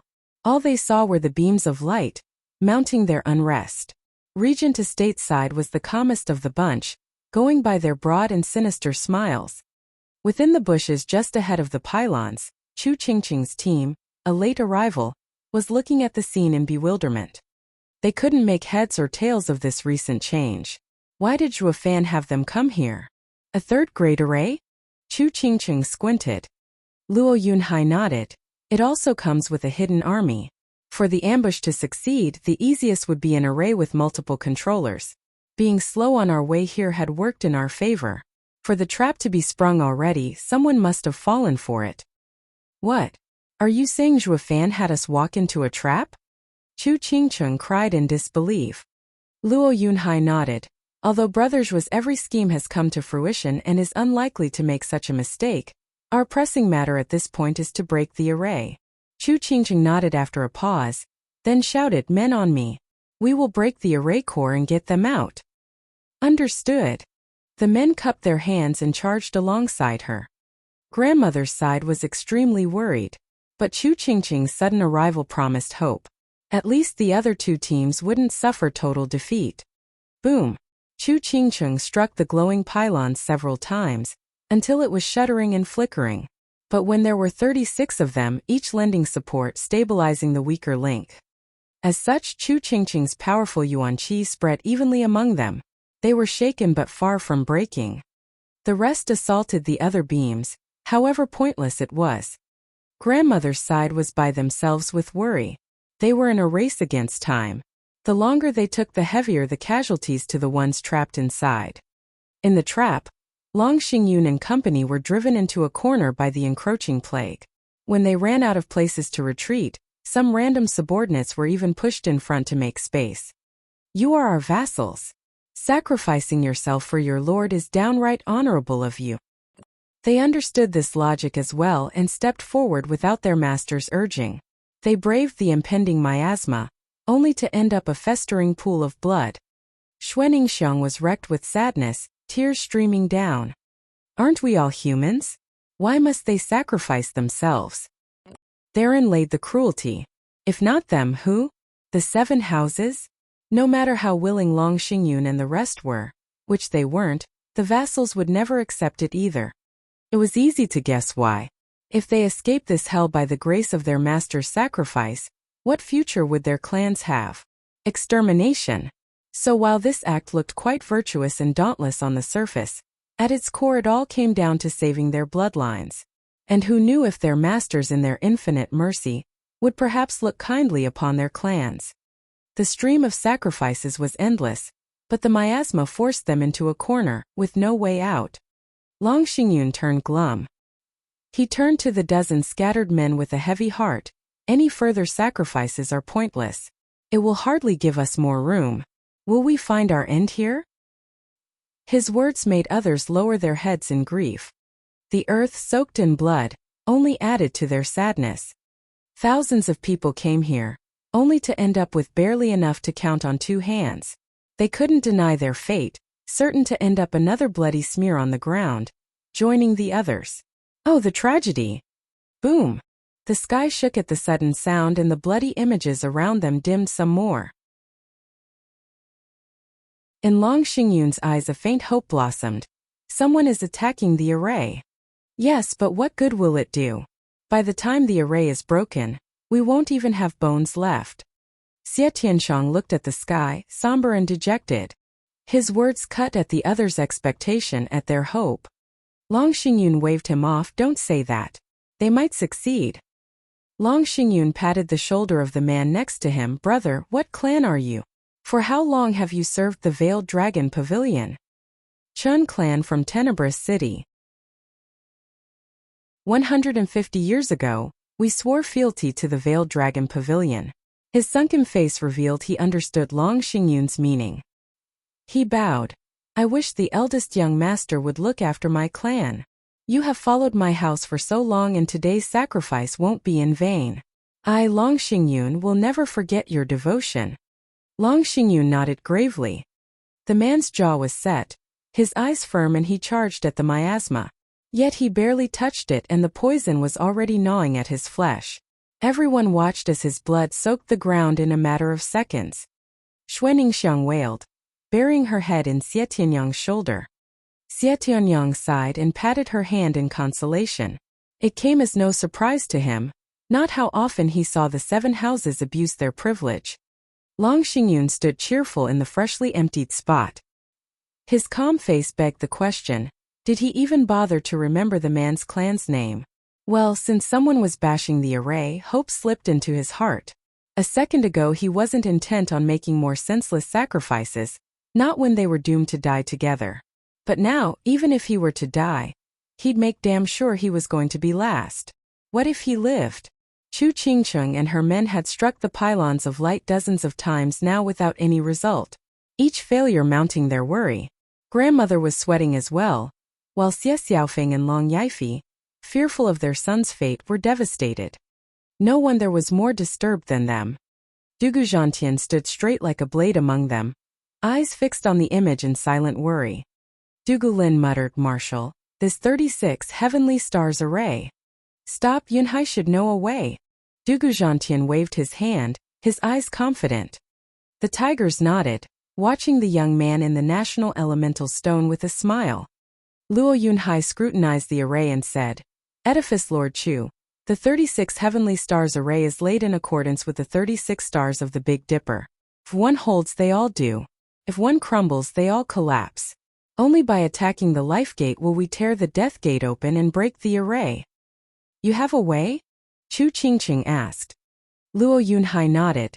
This array is commonly used in the army. I followed the Godfather for 2 years to learn about this array, and ask Edifice Lord Chu to lend me all authority. Done. Chu Qingqing agreed on the spot. Luo Yunhai turned solemn and shouted, Listen all of you. Dong Tianba, take 300 men and attack the life gate in the center west. Xiao Dandan, take 300 men and attack the second death gate in the east. The rest will be with me in attacking the seal gate. The men set off at once. Like dragons, the 3 teams started raining havoc on the 36 pylons of light. When Dong Tianba attacked the light pylons at the life gate, he sent a ripple to the other beams. Then Xiao Dandan and Luo Yunhai's teams attacked their own targets and things changed. The other two ripples prevented the first from spreading to the other pylons. The three ripples converged onto a single pylon, stopping it from letting the others share the load. Soon, the man inside the pylon cried out, and as the pylon vanished, the man blew to pieces. The 36 light pylons had lost their balance and they could no longer support each other. Dugu Zhantian laughed. Nice. The kid didn't waste the 2 years he was next to me. The 4 tigers of Tianyu nodded in pride. They were the ones who brought up this younger brother with them, and seeing him make a name for himself in the esoteric debate filled them with glee and pride. Grandmother's side nodded, glad as well. Who'd have thought the Luo clan didn't just have creepy Zhuo fan worthy of notice, but the young clan head as well. Surely not them. What surprised them the most were Zhuo fan's decisions. They all knew who brought Luo Yunhai into the limelight: Zhuo fan. With Zhuo fan always taking the lead in schemes and battles, the third-rate clan's kid would hardly show his face, would hardly prove his worth of being under Dugu Zhantian's care. Chu Qingcheng was glad inside. Happy this array that had many of them vexed over popped open with a little effort from Luo Yunhai. Luo Yunhai didn't let this minor success cloud his judgment. The viewing gate is open. Attack the pain gate. Understood. The men responded, filled with zeal. Regent Estate's side turned glum, with only Lung Wuchang ever sporting that faint mystifying smile. Ha ha ha. It's of no consequence. Shay.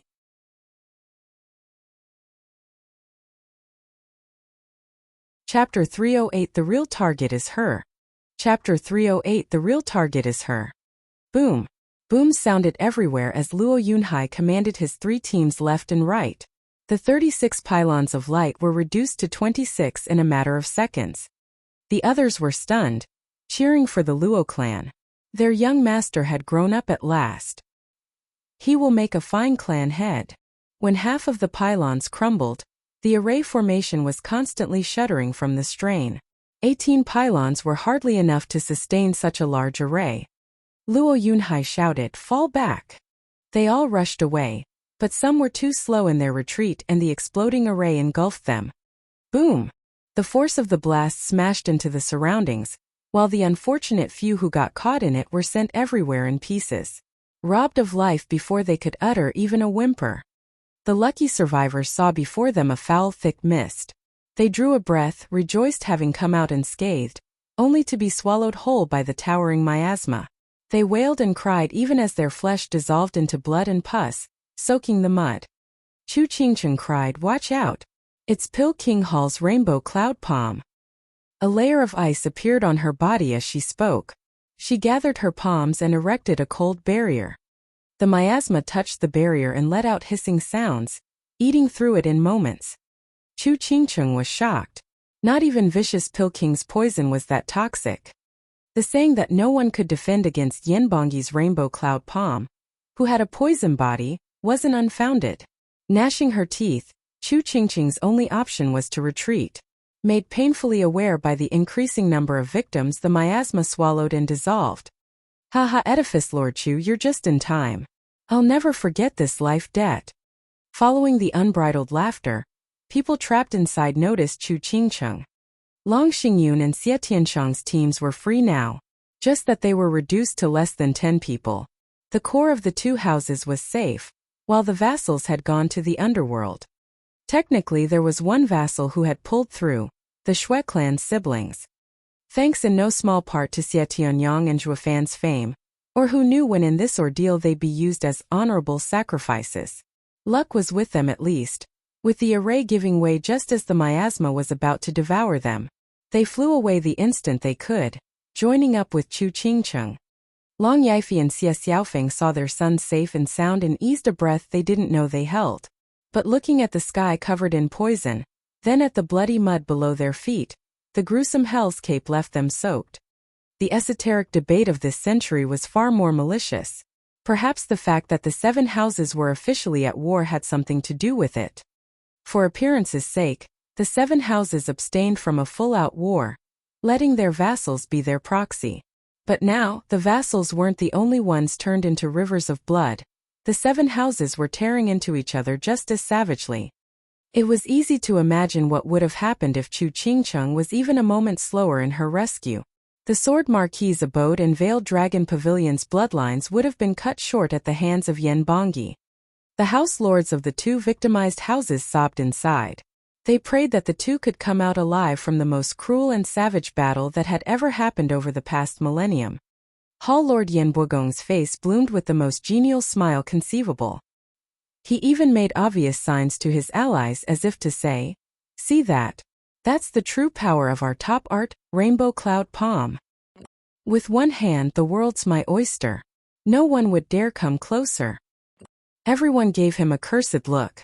Their disdain for this petty man's flair for the dramatic was evident. One had to admit though, Rainbow Cloud Palm turned Yen Bongyi into a killing machine. In case of anyone else using it, willpower was capable of pushing the enemy through adversity and come out alive. But replace the user with Yen Bongyi, and they would dissolve into a bloody stain on the ground before they could even reach him. This was the horror, Yen Bongyi of 6 dragons and 1 phoenix. The plague dragon brought to life. Only Regent Estate was shaking their heads, clearly unimpressed by the Rainbow Cloud Palm.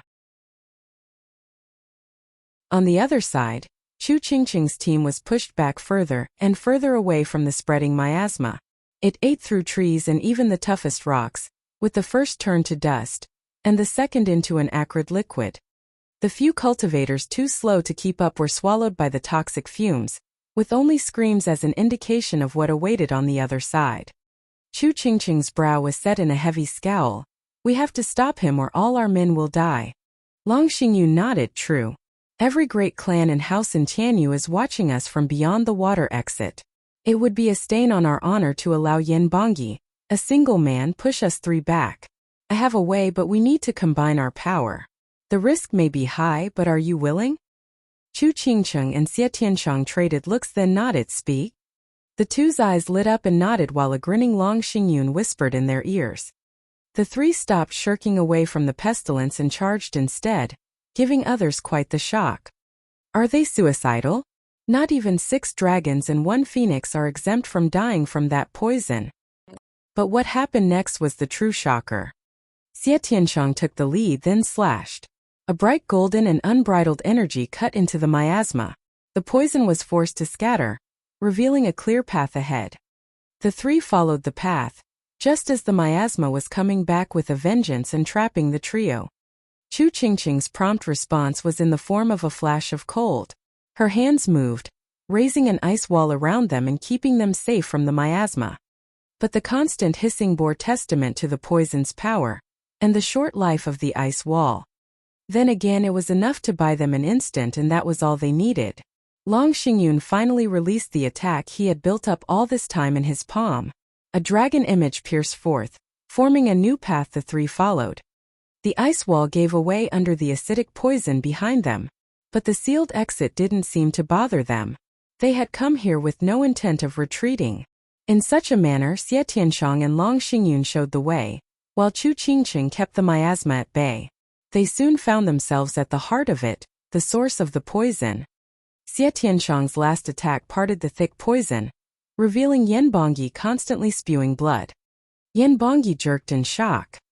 Sustaining the Rainbow Cloud Palm for so long has seeped the poison into his organs, and it was in his worst hour that the trio revealed themselves before him. He was too weak to even hold back one, least of all a team of 3. Panicking, Yen Bongyi was ready to bolt, but Long Xingyun had a different plan in mind, appearing next to him.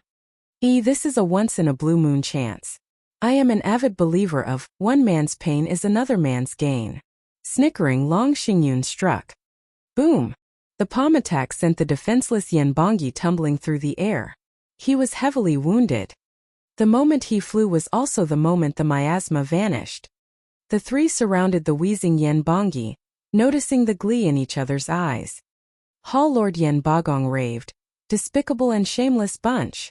All he got from the crowd was contempt. "This is a house war. You call 3 on 1 unfair? What about Yen Bongyi's army outnumbering others 5 to 1 just moments ago?" Yen Bagong noticed his slip of the tongue and went red. Grandmother and Long Yifi were ecstatic, but a peek at Regent Estate's unfazed reactions sank their moods. Just what are they up to? Then Chu Qingqing's raging caught their attention. Yen Bongyi, you have no respect for human life, not an ounce of mercy to be using such foul art. You deserve death. The earth soaked in blood was testament to the thousands of lives his pestilence had reaped. Chu Qingqing couldn't stop herself from cursing the weakened Yen Bongyi. Long Xingyun waved her off. Ha ha, edifice Lord Chu, don't be upset. Capturing Pil King Hall's Yen Bongyi makes all those thousands of sacrifices worth it. Not to mention that most of the deaths were from his side. This is clearly a worthy victory, huh? Chu Qingqing and the other women snorted at his laughter. You're saying that in war, it will all be fine as long as their side has the higher casualties? Do their lives mean nothing? Are all men that cold-blooded? They only dared complain in their hearts, having understood now the cruelty of war. Ha ha ha, you're not the only winners. With a bang, Xie Tianyang was sent flying.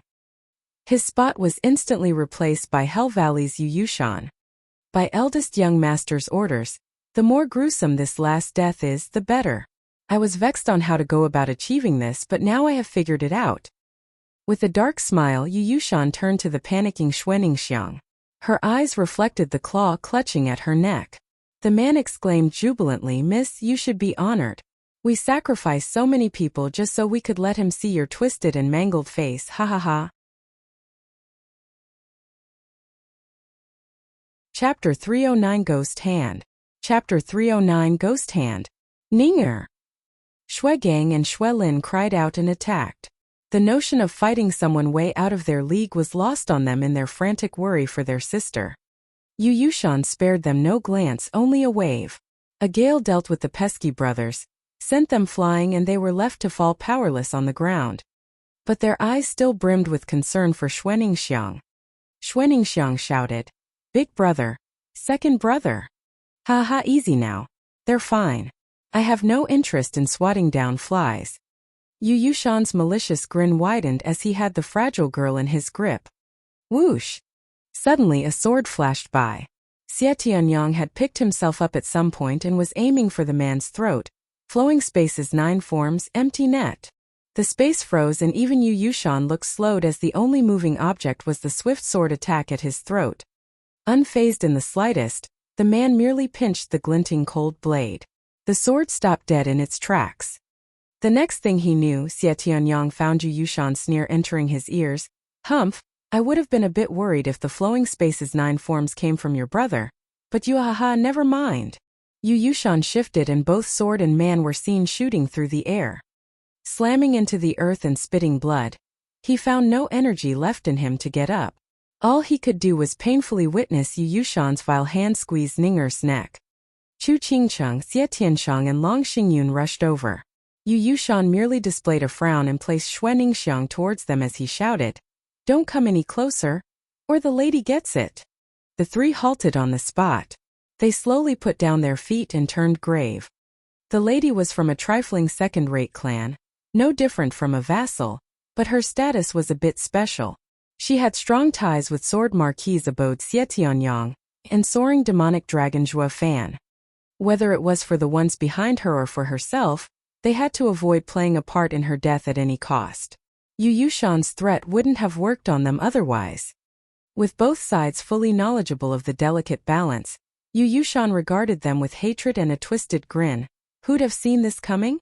High and mighty disciples from 3 houses are now shaking in their boots in fear of seeing a second-rate clansman's head falling off. What a sight, ha ha ha. Yu Yushan turned to the said miss with a raised eyebrow. See that, my lady? They care for you so much. And the one who made it all possible is that man. Ironic how it includes your current predicament as well. If only he didn't exist, who among us would waste time to mind a small and insignificant lady?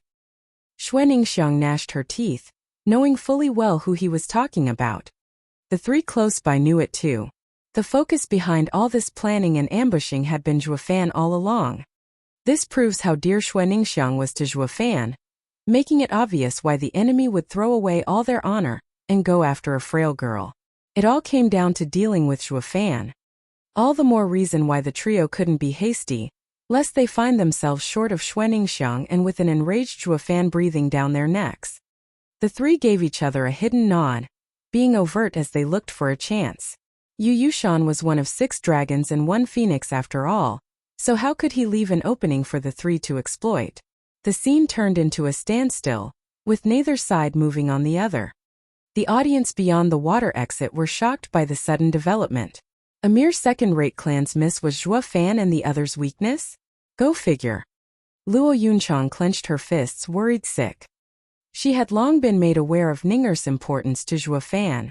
Neither she nor Chu Qingqing could reach the same place as that girl in Zhuo Fan's heart. She refrained from waking Zhuo Fan to this realization out of worry and fear. Fear that Zhuo Fan would further distance himself from her. It had reached such a point where before the final battle, Zhuo Fan's heart was a mess. He kept flipping out yet never could find the root of the problem, blaming it all on his restless mind. Only Luo Yunchang knew this was jealousy over Ninger and Xie Tianyang seeing each other every day. With Zhuo Fan's one-track mind for cultivation alone, his knowledge about love and anything skirting around the subject was a huge void. Without knowing what caused such deep unrest within him, he chose to force himself to be stone cold. His mind had found peace, but all he did was stop the flood by building a dam around it. And once that dam cracked, the surging tide would consume him. Luo Yunchang could practically see Zhuo Fan's pained face. She turned to the trapped Xuanningsiang, praying for her safety. Ninger, you must survive, or Zhuo Fan will go mad. Among all viewers, the only ones who truly cared for Xuanningsiang were her father and grandfather.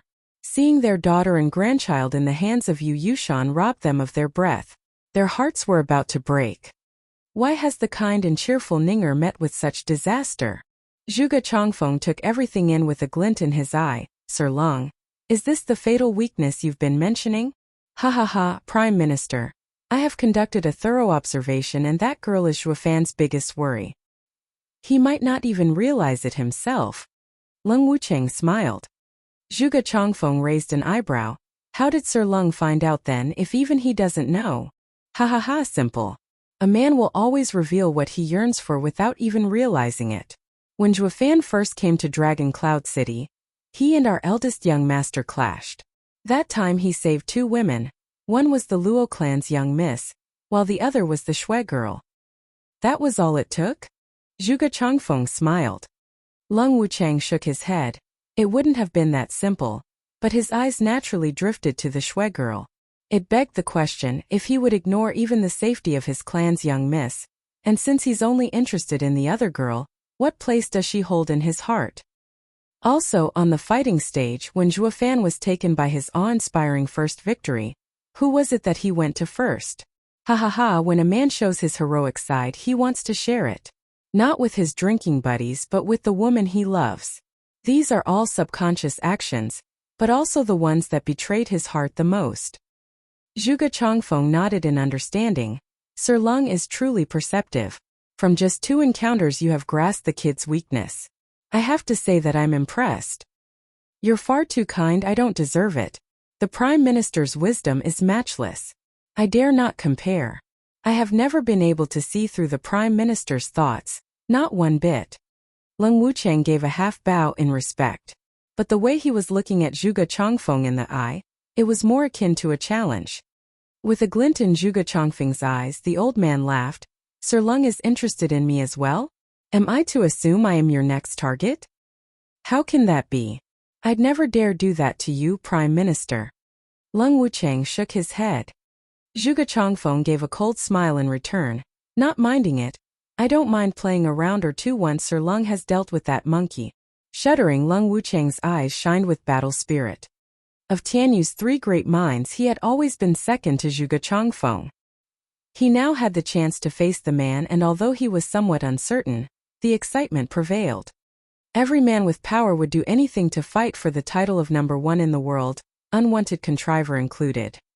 On the other side, Yu Yushan saw the trio unmoving and turned to the frightened Xuanningsiang girl. That OL poisoner wanted to dissolve you into a bloody smear on the ground for that kid. But I found such a revenge lackluster and figured out a much better way. You wish. Big Brother Zhuo will definitely save me. Xuaningxiang struggled as she cursed, her hand tracing the thunder ring. Each time the thunder ring flickered, Zhuofan was bound to swoop in and carry her from the jaws of danger. Big Brother Zhuo.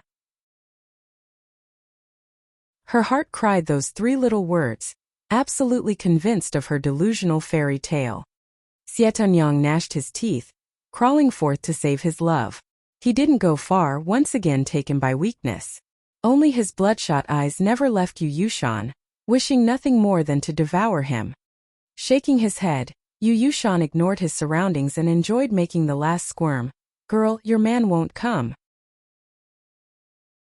While we ambushed you, he was going to Huangpu Qingtian to fight over the 4th brimming sacred pill. Ha ha ha, now that I recall, weren't you supposed to be a cauldron for us? Although late by a few years, it's never too late to receive your fate. Yu Yushan touched her head as it released eerie sounds and gray energy. Everyone cried, Ghost Hand? He wants to take Ning'er's essence.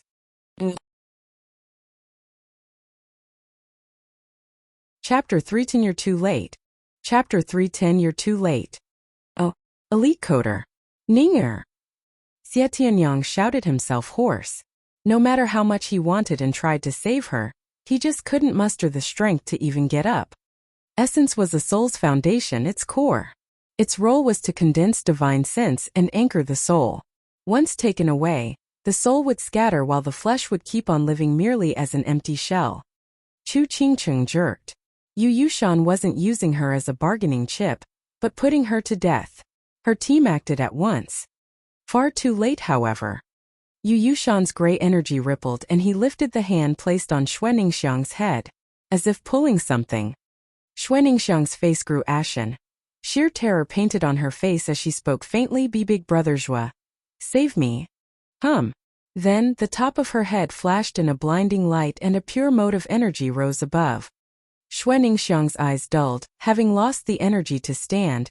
Even her cheerful nature dissipated, as she fell to the ground. Yu Yushan was overjoyed at the dazzling light, intoxicated even. Such pure essence is rarer than rare. What a waste letting her live for so long.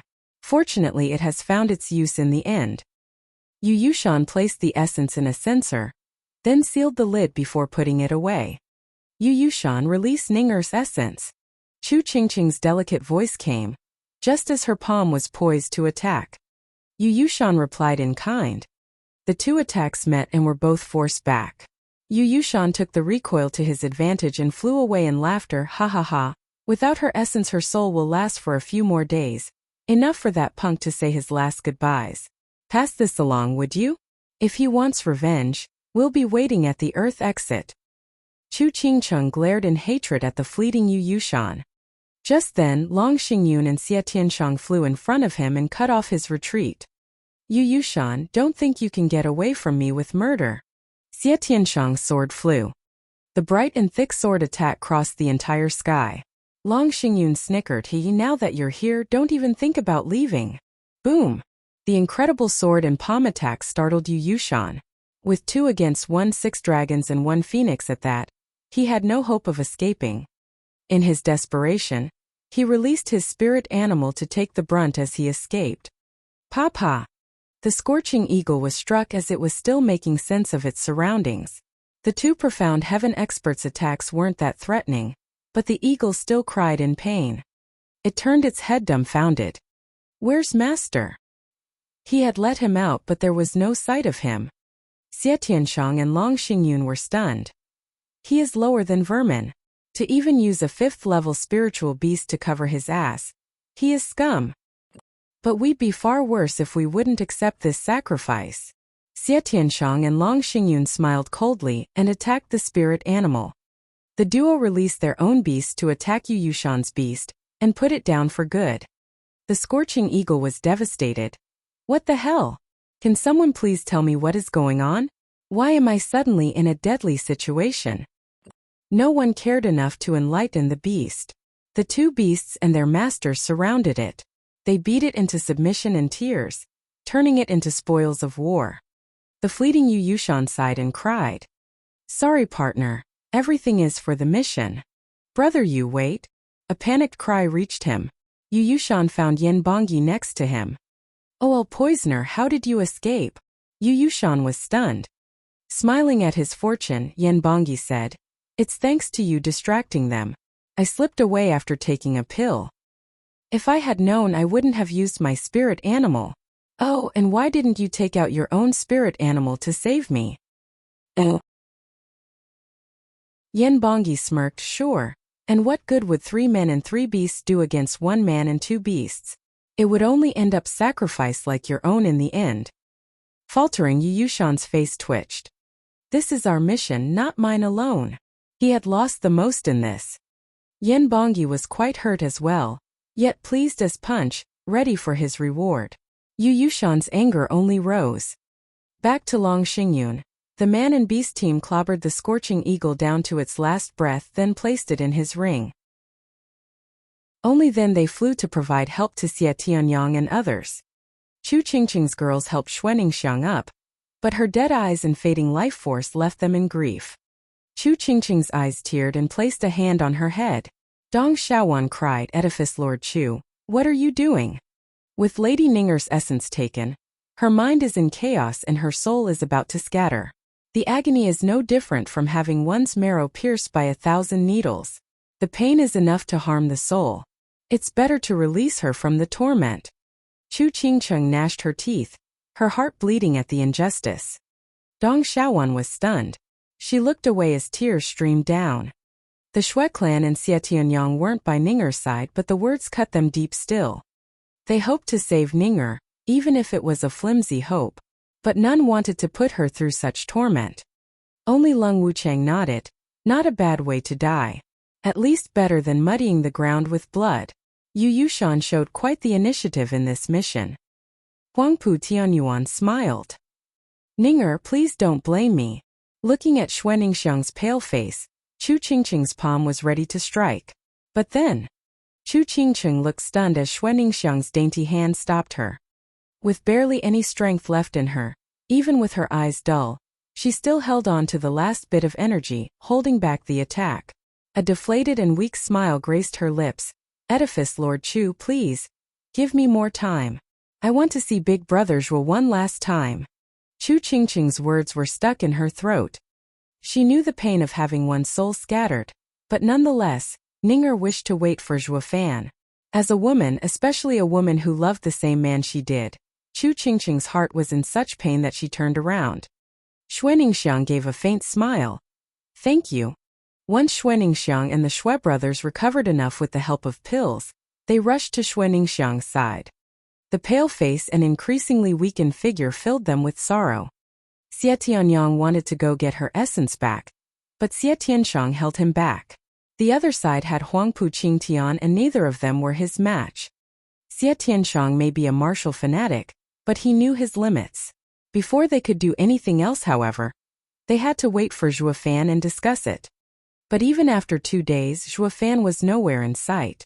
Xuaningxiang only got worse, at the brink of death. Xie Tianyang was always by her side in tears. In the afternoon of the 3rd day, Xuaningxiang and Xie Tianyang saw their thunder ring flashing. Xuaningxiang was moments away from passing, but her eyes shined and a smile appeared. He came. Boom! Lightning crashed and Zhuo Fan landed. He saw less than 1,000 men and his heart seized. He asked Chu Qingqing nervously, Is everyone all right? Their faces were dull and words had left them. Zhuo Fan's heart skipped a beat, feeling the gravity of the situation. Xie Tianyang's bloodshot eyes turned to him, his voice laced with hatred, You're too late. Far too late. Zhuo Fan was taken aback seeing the brother he went through life and death with show such an expression. But then he noticed something and his lips quivered. How is Ninger? Xie Tianyang only closed his eyes, but tears never stopped flowing. Zhuo Fan grew more nervous as he approached slowly with shaky legs. He didn't want to accept that because of him, Huangpu Qingtian had moved against Ninger, a sweet and frail girl. As the sad and despondent people slowly made way to reveal a delicate figure, Zhuo Fan's mind was blown away, rooted on the spot. Chapter 311 Berserk. Chapter 311 Berserk. Oh, Elite Coder. Brother Zhua, you're back? Xuaningxiang was so weak that her eyes were now dead voids. But she forced herself to show a smile to ease everyone's minds. They all knew she wasn't long for this world. Zhua Fan released his discerning field. He shook for a moment and gnashed his teeth. Ninger's essence. Zhua Fan's hands tightened. How long? Chu Qingcheng spoke dully. 3 days. Taking a deep breath, Zhua Fan closed his eyes. He felt something warm flowing down his face. Once essence left the body, it had to be returned in maximum 1 day for the person to be saved. With 3 days passing, even if he had the power to return it, he couldn't save her. Xuaningxiang understood his pain and smiled like everything would be all right. Big brother Zhua. You said you'd come for me 5 days later. You didn't lie to me. You came back. Xuaningxiang struggled to raise her hand, the thunder ring flickering on her finger. Big brother Zhua, you held our promise. Listening to her faint and concerned voice, Zhua Fan still kept his eyes shut. He was afraid that after looking at her, he wouldn't be able to take it, his heart giving in to the flooding emotions. Then Zhua Fan forced those impulses down, achieving calm. He opened his tranquil eyes, his voice plain. Ninger, I was late. Big brother Zhua, it's all right. You weren't late. To me, today is the 5th day. Xuaningxiang said to him, Big brother Zhua, will you touch your ring to mine and fulfill our promise? Zhua Fan drew closer to the weakened girl, showing his flickering thunder ring. Xuaningxiang could not see, but the sound reaching her ears made her show a smile. Big brother Zhua, I know you must be feeling guilty, but it wasn't your fault. I believe you were just as taken by their schemes as we were by their ambush. I do not blame you. They even said they came to kill me for you. I am happy. This proves Big brother Zhua cares about me the most for them to pay attention to a girl like me. Tightening his hands, Zhua Fan fell silent, but his eyes exploded in rage. Brother Tianyang, didn't you want to touch rings as well? What are you waiting for? I don't have much time. I still long to hear our 3 rings flicker. Xuaningxiang smiled at Xie Tianyang. Xie Tianyang's heart was consumed by grief, tears flooding his eyes as he touched his ring to the other 2. The 3 thunder rings let out a bright light and intense crackling. Xuaningxiang closed her eyes at peace. I wish we could return to those days in the All-Beast Mountain range. Pa! Xuaningxiang's hand slacked. She was gone, but there was no pain or regret on her pale face. It was impossible for anyone who died from a scattered soul to show such an expression, because the agony of having one's soul ripped to pieces would twist their face into a horrifying visage. But not Xuaningxiang, she only showed content. Even Zhuge Chongfeng, Lung Wuchang and Dugu Zhantian beyond the national elemental stone showed a reaction. They had never seen such a pure and innocent girl. It was a true loss for her to suffer such a gruesome death. Zhuge Chongfeng sighed. No wonder the kid is so touched by this girl. She is a true rarity. An evil soul will always look for pure souls to lean on for comfort. But once the pure soul leaves, the evil soul would find itself alone and maddened. No one can prevent it. Lung Wuchang caressed his beard. His sigh showed compassion, but the glint in his eyes spoke another truth. Zhuge Chongfeng eyed him coldly. Sir Lung, when playing with an angry beast, beware not to get mangled yourself. Ha ha, it's fine, Prime Minister. The most feared are the cold and calculating beasts, while rampant ones are mere brutes, easy to handle. Lung Wuchang showed a crafty smile.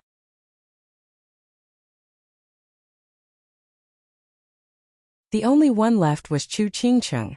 She walked to the array without sparing him a second look, but then she caught sight of the bloodstains on the ground and was stunned. Looking closer, Zhua Fan's hands were so tightly clenched, his nails had dug into his flesh and blood trailed between his fingers. Zhua Fan had the diamond body. Just what kind of power did he wield to even harm himself? Chu Qingcheng cried, Zhua Fan, you... But Zhua Fan pushed her through the pillar and she found herself back in Dragon Cloud City. Chu Qingcheng was worried sick now. Looking at the water national elemental stone, she shouted at the cold Zhua Fan beyond the veil. Zhua Fan, what are you doing? A pity the array only worked one way. No one could make sense of Drifting Flower's edifice lord's outburst. Why was she so distraught? It was soon made clear, however. Zhuofan pulled the keys and threw them away. His bloody hands spread, his body shivered, his eyes were bloodshot as lightning crackled. All that was heard was his roar, Ninger! The rage had been held back long enough, and it now consumed his mind. Chapter 312 Your Life is Mine. Chapter 312 Your Life is Mine. Oh, elite coder. Lightning twisted around him like snakes. It donned him with an armor that flickered purple. Zhuofan's eyes were bloodshot as he roared at the heavens. His veins popped one by one out of his skin, threatening to burst. With the sharp lightning wings stretching a meter in every direction, increasing the lightning output, 100 meters around him was pulverized. Zhuofan was now the avatar of a demon god, bent on spreading chaos and slaughter. And that horrifying face was twisted to such a degree, even the audience watching beyond the veil felt weak in their knees. Even the 7 houses profound heaven experts were shaking at the mighty display. Chu Qingcheng struck the national elemental stone, calling out his name as tears fell from her eyes, evidence of the pain in her heart. They were wrong about him. He was the one hurting the most from Xuanningsiang's passing. He chose to suppress his grief, to take them all to safety before going to slaughter Huangpu Qingtian. Luo Yunchang was choking with emotion seeing Zhuofan go mad from the pain of loss. Luo Yunhai was startled. I have never seen Big Brother Zhuo lose control like that. Captain Peng nodded, his knuckles white. Zhuofan had always been wise and collected, an indomitable mountain, just like a true leader. Only now he realized their tough and resolved Steward Zhuo had a weaker side. Zhuofan's howls and twisted features evoked silent cries from the Luo clan. What pain, what torment must his heart be enduring for him to show such grief? The entire Luo clan turned to Regent Estate. For the first time ever, this meager, barely ascended second-rate clan was looking at the head of the 7 houses with a thirst for battle. Luo Yunhai's eyes flashed as they took in Huangpu Tianyuan and Leng Wuchang. They burned with endless rage, wishing nothing more than to purge the two from this world. Uncaring of the looks the ants gave him, Leng Wuchang smiled. Prime Minister, you were saying? A hero always falls for the princess. I never expected for such a cautious kid to get wrapped up in such a cliché. A shame really. Zhuge Changfeng sighed. Leng Wuchang laughed. It's because of his paranoid nature, of his dead heart, that a man who by all intents and purposes shouldn't have weaknesses would lose his mind in the simplest fashion. Emotional people have normal reactions when they are excited, while those dead inside, the tiniest spark could set them off and collapse them from within. Zhuge Changfeng nodded helplessly. Monkey, you cannot fight an old fox after all. Huangpu Qingtian, your life is mine. Zhuofan's roar broke everyone out of their reverie, and even Chu Qingqing's shouts stopped. They saw him shoot for the skies and he was gone the next second. Zhuofan, don't go. You know it's a trap. Chu Qingqing smashed at the national elemental stone, crying herself hoarse. But her voice was unable to pierce the veil. Zhuofan wouldn't have stopped even if he did hear her. He had long passed the point of no return. His emotions were scarring his heart, and the madness was the only sign showing what he was going through. He was driven by one thought alone, fueled by his inner turmoil. Nothing mattered more than ripping Huangpu Qingtian's head from his shoulder and offering to Ninger. Chu Qingcheng was crying and shouting long after he was gone. Grandmother held her, child. He's doing it for another woman, not you. So why are you? Grandmother, Chu Qingcheng looked at her through tears. Didn't you say he was cold and ruthless? How did he change? Ugh. Grandmother was lost for words. How should I know? I am not his shadow. She had to admit, however, that not even she, who had raised 3 generations of Drifting Flowers edifice's elders, noticed Zhuofan having such strong affection for someone. Sighing, grandmother shook her head. Chu Qingcheng closed her eyes and said, I knew I had made the right choice back then. Startled, grandmother nodded helplessly. Perhaps. Do you want to save her? An aged voice pierced Chu Qingcheng's ears. Chu Qingcheng turned in the voice's direction. You don't have to speak. If you are intent on saving her, come see me in the forest 30 miles from here. But you better hurry lest the window closes. She only has 2 hours left. Shuddering, Chu Qingcheng pulled out of grandmother's embrace and flew away. Grandmother was stunned, but Chu Qingcheng's impatient voice came next. Grandmother, I have something to do. I'll be back soon. Grandmother frowned. She used to know everything when it came to Drifting Flower's edifice. Just what is Chu Qingcheng going to do? But she trusted her enough not to question her motives. When the clamor died down and Zhuo Fan left the water exit, everyone turned to the Earth National Elemental Stone. Huangpu Qingtian had long been waiting there, gathering his men, waiting for his quarry. Eldest young master, are you certain the punk will fall for such a painfully obvious trap? Just now I saw the water exit activating. Wouldn't it make more sense for them to leave for Dragon Cloud City with the 4 brimming sacred pills? Turning to the 10,000 men's ambush, Yu Yushan sighed. With neither the pills nor winning the esoteric debate, we would truly lose this time. The other two nodded. Huangpu Qingtian mocked them. Humph, ignorant fools. I've already stressed what our main objective is. As long as Zhuo Fan lives, nothing else matters. And above all else, Sir Lung is never wrong. The others may return, but Zhuo Fan won't. Wait and see. The 3 bowed. They had no clue what was happening on Zhuo Fan's side, but the audience was clear on one thing. Zhuo Fan was on his way over to the Earth exit. They were cast reverent gazes onto Lung Wuchang standing among Regent Estate's clansmen. As expected of unwanted contrivers' ploys, even Demon Archon Zhuo Fan fell for it. He truly is the Empire's sage. Lung Wuchang was basking in the gazes of everyone, straightening his beard in pride. He felt like his glory had surpassed even Zhuge Changfeng's, but the latter didn't bother, eyes fixed on the National Elemental Stone, contemplating. A day passed and Huangpu Qingtian was still sitting peacefully before the Earth exit.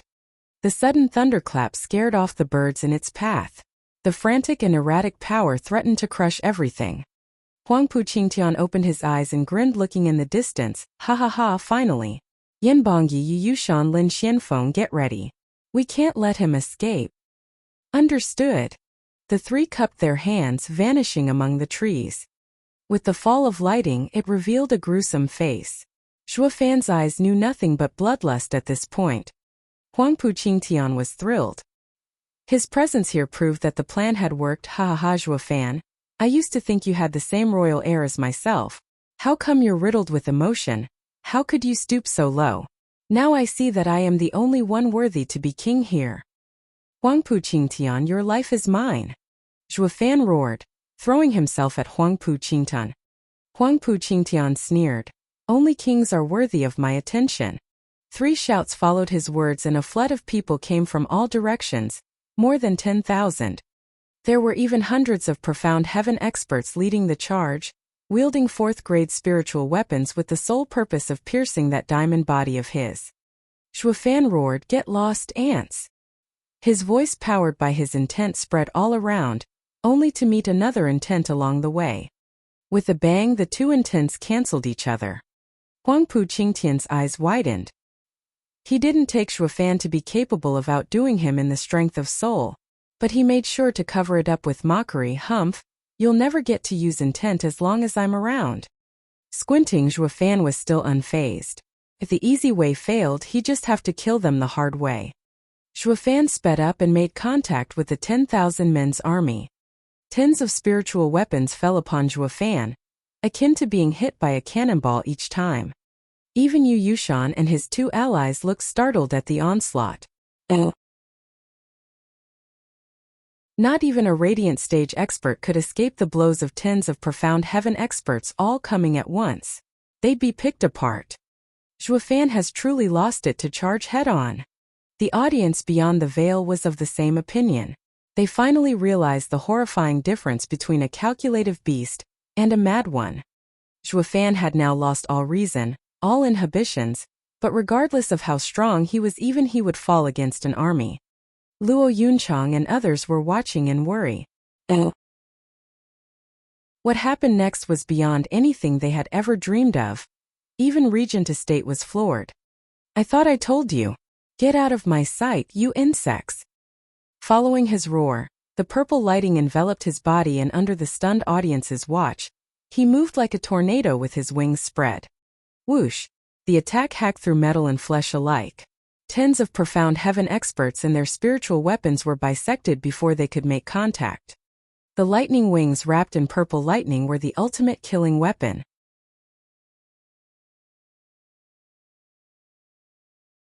Chapter 313 Demonic Dragon's Might. Chapter 313 Demonic Dragon's Might. Oh, elite coder. Utter shock. Every single person who was watching went slack-jawed, no exception. Lung Wuchang was quite certain a couple dozen profound heaven experts wouldn't do Zhuofan in, but he didn't go as far as to assume they'd die in an instant. Not even a radiant stage expert with their intent sealed could pull it off. And yet, Lung Wuchang's gaze grew firm, as did his frown. I knew the kid was hiding his strength. Now we finally see his limits. Xie Tianshang's eyes shrank, the hand on the hilt tightened.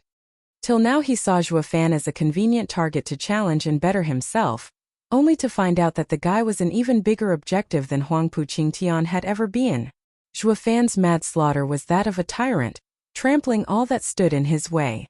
The bloody and gruesome battle had even this martial fanatic's blood pumping. He was totally regretting it now. Why couldn't he have stayed back in Beast King Mountain? He would have been fighting alongside Zhuofan right about now, getting his fix of killings. Huangpu Qingtian's eyebrow moved. Zhuofan had defied his projections, with those lightning wings of his even capable of cutting through fourth-grade spiritual weapons like butter. Taking a leap further, it wasn't that much of a wild guess that those wings could pierce his own hardened body. Attack! The instant death of dozens of profound heaven experts struck fear in the rest, but Huangpu Qingtian was there to make sure they would stop at nothing to kill him. For a moment nobody knew what to do. While the others were in a conundrum over their literal existence, Zhuofan had no such qualms. He jumped into the fray, waving his wings and fists in every direction. Bam! Another few dozen profound heaven experts bit the dust, cut right down the middle. Zhuofan's hands weren't idle either, punching the still beating hearts out of the chest of two others. He squeezed, sending blood and gore around, while the two decorations on his arms blew apart. His eyes, though, were just as brutal and bloodshot as when he started this bloody mess. They were a window into his heart, consumed now by slaughter. The legs of the rest wobbled, their hearts gripped in fear. Zhuofan was the very personification of a savage beast, killing regardless of who barred his path. Some that broke out into a mad run for their lives were swiftly caught up and killed with impunity. At this moment valor pushed through the fear, and everyone came to one conclusion. Since they were destined to die either way, they'd rather go down fighting. They fell upon him like a flood, as the thirst for murder in Zhuofan's eyes grew and grew. Huangpu Qingtian had a satisfied smirk. I finally understand what Sir Lung was talking about. The collected Zhuofan would never engage in senseless slaughter, breeding hatred all around, but go for scare tactics. We may be 10,000, but the ones engaged in fighting only amount to a mere handful. But with his mind consumed by rage, he forced everyone to see no escape from death, lest they kill him. He has completely aroused their self-preservation. Revenge is so deeply ingrained in his mind that he is no longer feared. Ha ha ha. Eldest young master is a genius. We won't even need to intervene now. The punk will sooner or later end up dying, swallowed by our 10,000 men. Yu Yushan snickered and added a thumbs up. Huangpu Qingtian waved him off hardly. Answer just that, ants. They won't ever get to wring his life. Their only use is to chip at Zhuofan's stamina and reveal any meddlesome aces he has tucked away. It will be up to me to cull this demon for murder. No one else is worthy, not even you three. The trio looked at each other, their hearts filled with dissatisfaction and anger, but none retorted. Oh. Zhuofan, who saw only red before his eyes, suddenly stopped and his knees buckled. Looking down, he saw a silvery light meteor array. Zhuofan's instinct told him this was a first-grade array, putting pressure on him and sealing his movements. He could tear through such a low-grade array with his yuan qi alone, but it was easier said than done when being assaulted from all sides by endless waves of enemies. Those profound heaven experts wielding spiritual weapons were waiting for this golden opportunity and stabbed him. A dozen of them chose to aim for the lightning wings instead. With the lightning wings nailed to the ground, he was like a lamb to the slaughter. Soaring demonic dragon's head is mine. One excited profound heaven expert saw endless glory within reach. But then a curse came from behind. Don't you dare get greedy. Stick to the plan and hold down his wings. Any mistake now will turn the eldest young master's wrath on you. Shuddering, the man woke up from his reverie, moving from Zhuo Fan's head to the wings. The audience beyond the veil were crying out in shock, as Luo Yunchang was sweating buckets with worry. They only had to trap Zhuo Fan, and when he was meek and helpless, the sea of people would attack and finish the job. Huang Putongyuan smiled. Sir Lung, the punk would be worse for wear if not outright killed. Who knows? I reckon his ultimate demise will rest in the eldest young master's hands. Lung Wuchang shook his head. Huang Putongyuan snorted. Won't that give him all the glory? Whoosh! Tens of fourth-grade spiritual weapons were coming for Zhuo Fan's head. Not even Zhuo Fan could take that. Yet the man in question had the same bloodthirsty gaze, not registering the meager clowns and their parlor tricks. As the spiritual weapons approached, joy blossomed on the faces of everyone. Just then Zhuo Fan's right eye shined with a golden halo. Divine Eye of the Void, first stage, shift. Whoosh!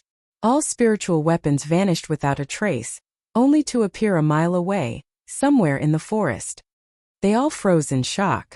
They were this close to ending the monster, but their weapons vanished. How do we kill him now? Won't we just die? Thank God the monster is still in the meteor array and we can draw back. Their relief was short-lived, however, as the purple lightning once again exploded from his body. A boom announced the destruction of the array beneath him, as well as the bloody pieces of profound heaven experts flying everywhere. Zhuo Fan made a show of standing up and, without preamble, resumed the slaughterfest. Only this time the purple lightning acted as a shield 3 meters around him. Those unfortunate enough not to remove themselves from peril were ejected by force, permanently and in a spectacular fashion of gory shower and blood. Even the hidden arrays around him were detonated ahead of their time. The purple lightning tore through anyone and anything without remorse. Zhuo Fan was charging all this while. He didn't need to do much else, with the shield blowing everyone around to pieces. In mere 15 minutes the death toll reached 4 digits, with many of the victims strewn around all over the place. The rest shirked back in fear, not willing to face him and test his edge. Now even if Zhuo Fan chased them, they'd still flee. The first time they had placed their trust in human wave tactics, and held a glimmer of hope at overpowering the savage. While now that notion was quite literally blown away, evident by the victims getting zapped as they tested the lightning shield, only to die gruesomely before they could even reach him. How do you fight that? A man's valor grew when fighting against surmountable opponents. But in Zhuo Fan's case, the man was indomitable, and fear had soon taken root. The battlefield had devolved into Zhuo Fan chasing around fleeing and powerless targets. No one could stop him. Yen Bongyi was soaked in sweat, now realizing the tragic and deadly extent of Zhuo Fan's purple lightning. It was worse than his poison. Under these circumstances the tables had turned. They were the ones with the army, and yet they were the ones ending up butchered. Yu Yushan was panicking. Eldest young master, that thing is a freak of nature. Our 10,000 men's army will be gone soon if we don't do something. Not to mention the whole of Dragon Cloud City's clan and house leaders are watching us. We've been plotting and scheming for so long to trap one man, and if we still can't deal with him, we'll become the butt of the Empire's joke. I know. I don't need you to remind me. Huang Puqingtian's snort cut him off. His eyes glinted with cruelty as he stepped forward. I didn't think I'd have to step in so soon. I truly am surrounded by trash. You're tuning in to the Li Mei's Wuxia Whispers YouTube channel. We're so grateful for your support, and don't forget to subscribe to join us on this incredible journey through captivating stories. Your generosity through donations truly makes a world of difference, as it's the primary source of revenue that allows me to expand and enhance this channel for you. Thank you from the bottom of my heart for being a part of this adventure.